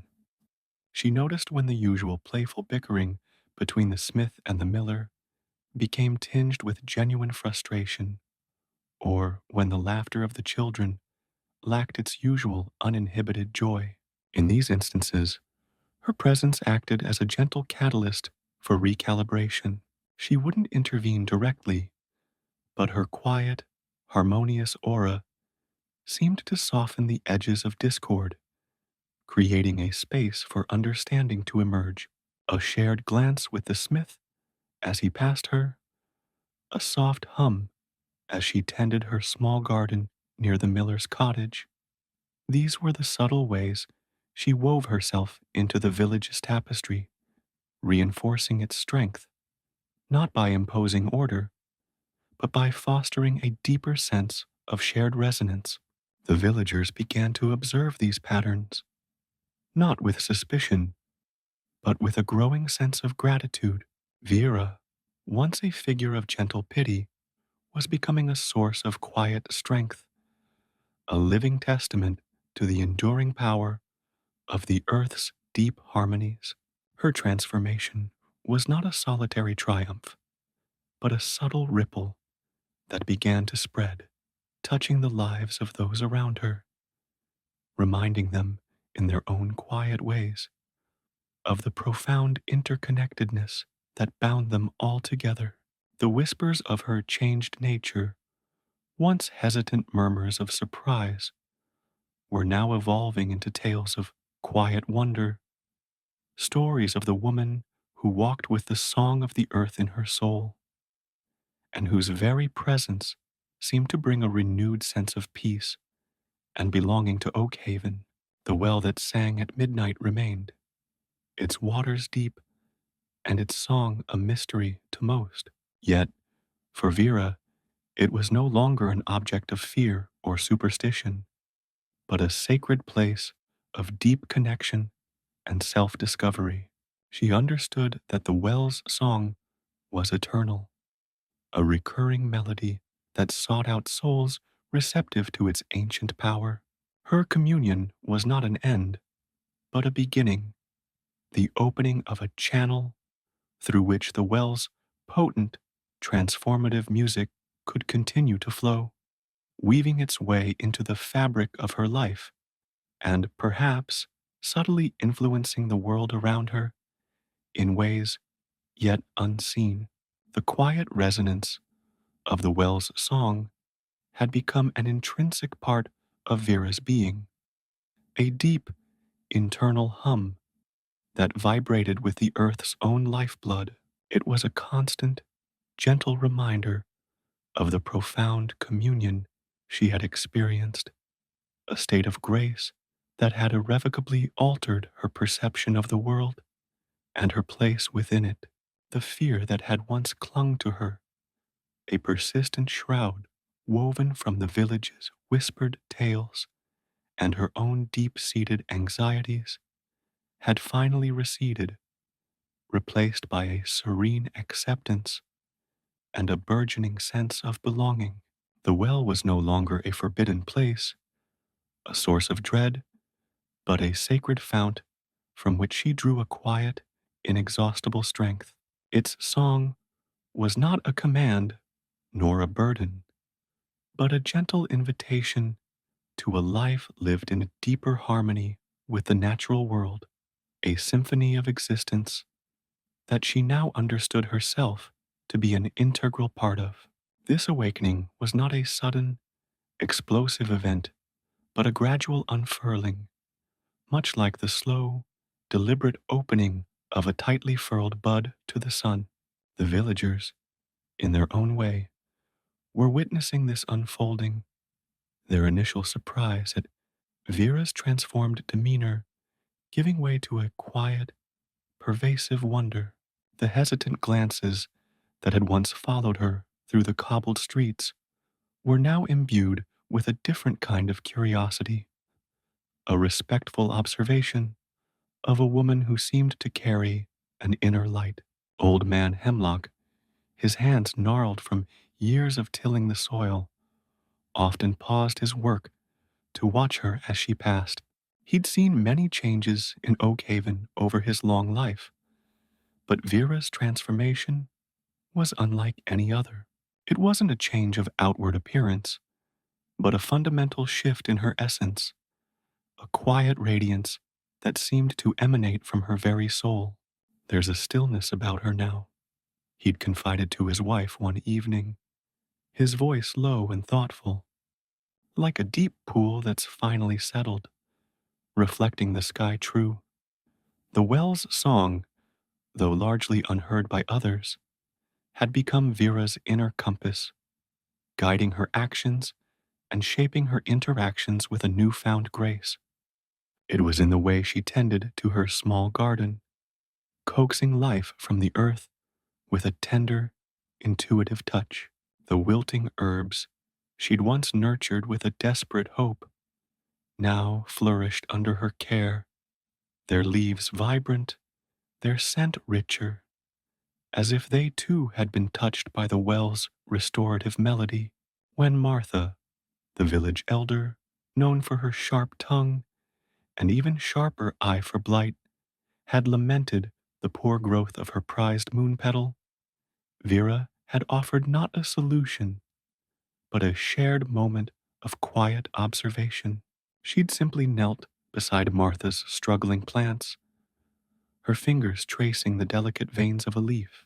"It needs the earth's song, Martha," Vera had murmured, her voice barely a whisper, yet carrying a profound conviction. The deep roots remember the rhythm, even when the leaves forget. Martha, initially dismissive, found herself watching Vera, the steady calm in the younger woman's eyes, disarming her usual skepticism. A few days later, a gentle, unseasonal rain fell, and the moon petal bloomed with an unprecedented vibrancy. Martha, while attributing it to a fortunate turn of weather, couldn't shake the image of Vera's quiet assurance. The well itself remained an enigma. Its waters were clear and cool, tasting faintly of minerals and something indefinably ancient. No one in Oak Haven could recall a time when the well hadn't been there, a silent sentinel at the edge of the whispering woods, its stones worn smooth by centuries of touch. The folklore surrounding it was a tapestry of hushed warnings and speculative tales, of whispers about midnight rituals and the souls of those who had strayed too close. But for Vera, the well was no longer a subject of fearful lore. It was a place of profound connection, a gateway to an understanding that transcended the village's ingrained superstitions. The song she had heard, the melody that had resonated deep within her bones, was not a demonic incantation, but a sacred lullaby of the earth, a testament to the enduring power of life and renewal. She visited the well often, not in secret, not with a furtive haste, but with a quiet reverence. Her presence there was now a balm, a testament to the well's ability to heal and transform, not just the water it held, but the very essence of those who truly listened. The villagers, though hesitant to approach the well themselves, began to notice the subtle shift in Vera's demeanor after her visits. A deeper peace seemed to settle upon her, a clarity in her eyes that suggested she had witnessed something profound. Little Lily, the baker's daughter, who had always been prone to feverish dreams, found her sleep undisturbed after Vera had simply sat beside her for a while, her presence a quiet, calming anchor.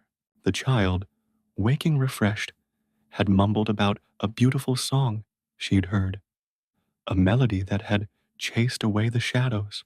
Her mother, a pragmatic woman, had dismissed it as a child's fancy, but she couldn't deny the tangible change in Lily's disposition. The song, Vera realized, was not a static entity, confined to the midnight hours or the depths of the well. It was a living current, a perpetual flow that had found a conduit in her.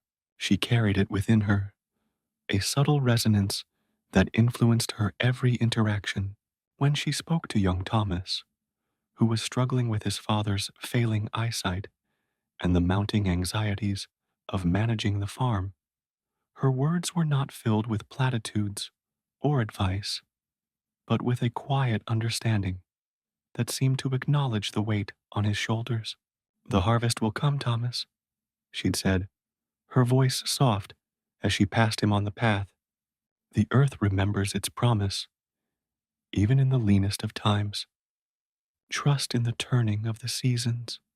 Thomas, who had been on the verge of despair, found a flicker of renewed hope ignite within him, a quiet certainty that he was not alone in his struggle, that the land itself held a resilience that mirrored the strength he was slowly discovering within himself. The well's song was a song of interconnectedness, a reminder that every element of the natural world was bound together in a delicate, intricate dance. Vera felt this connection most acutely when she was outdoors, walking through the dew-kissed fields, or sitting beneath the ancient oak at the edge of the village.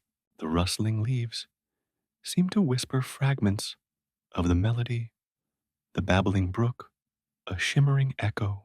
She began to notice the subtle needs of the village, not through observation alone, but through an intuitive understanding that stemmed from her attunement to the well's song. When the communal larder seemed unusually sparse, and the villagers' faces were etched with worry about the coming winter, Vera didn't offer material aid. Instead, she spent more time near the communal gardens, her presence subtly encouraging a renewed sense of shared effort and cooperation. She'd hum softly as she weeded, her quiet focus drawing others to join her, their anxieties momentarily forgotten in the shared, rhythmic activity.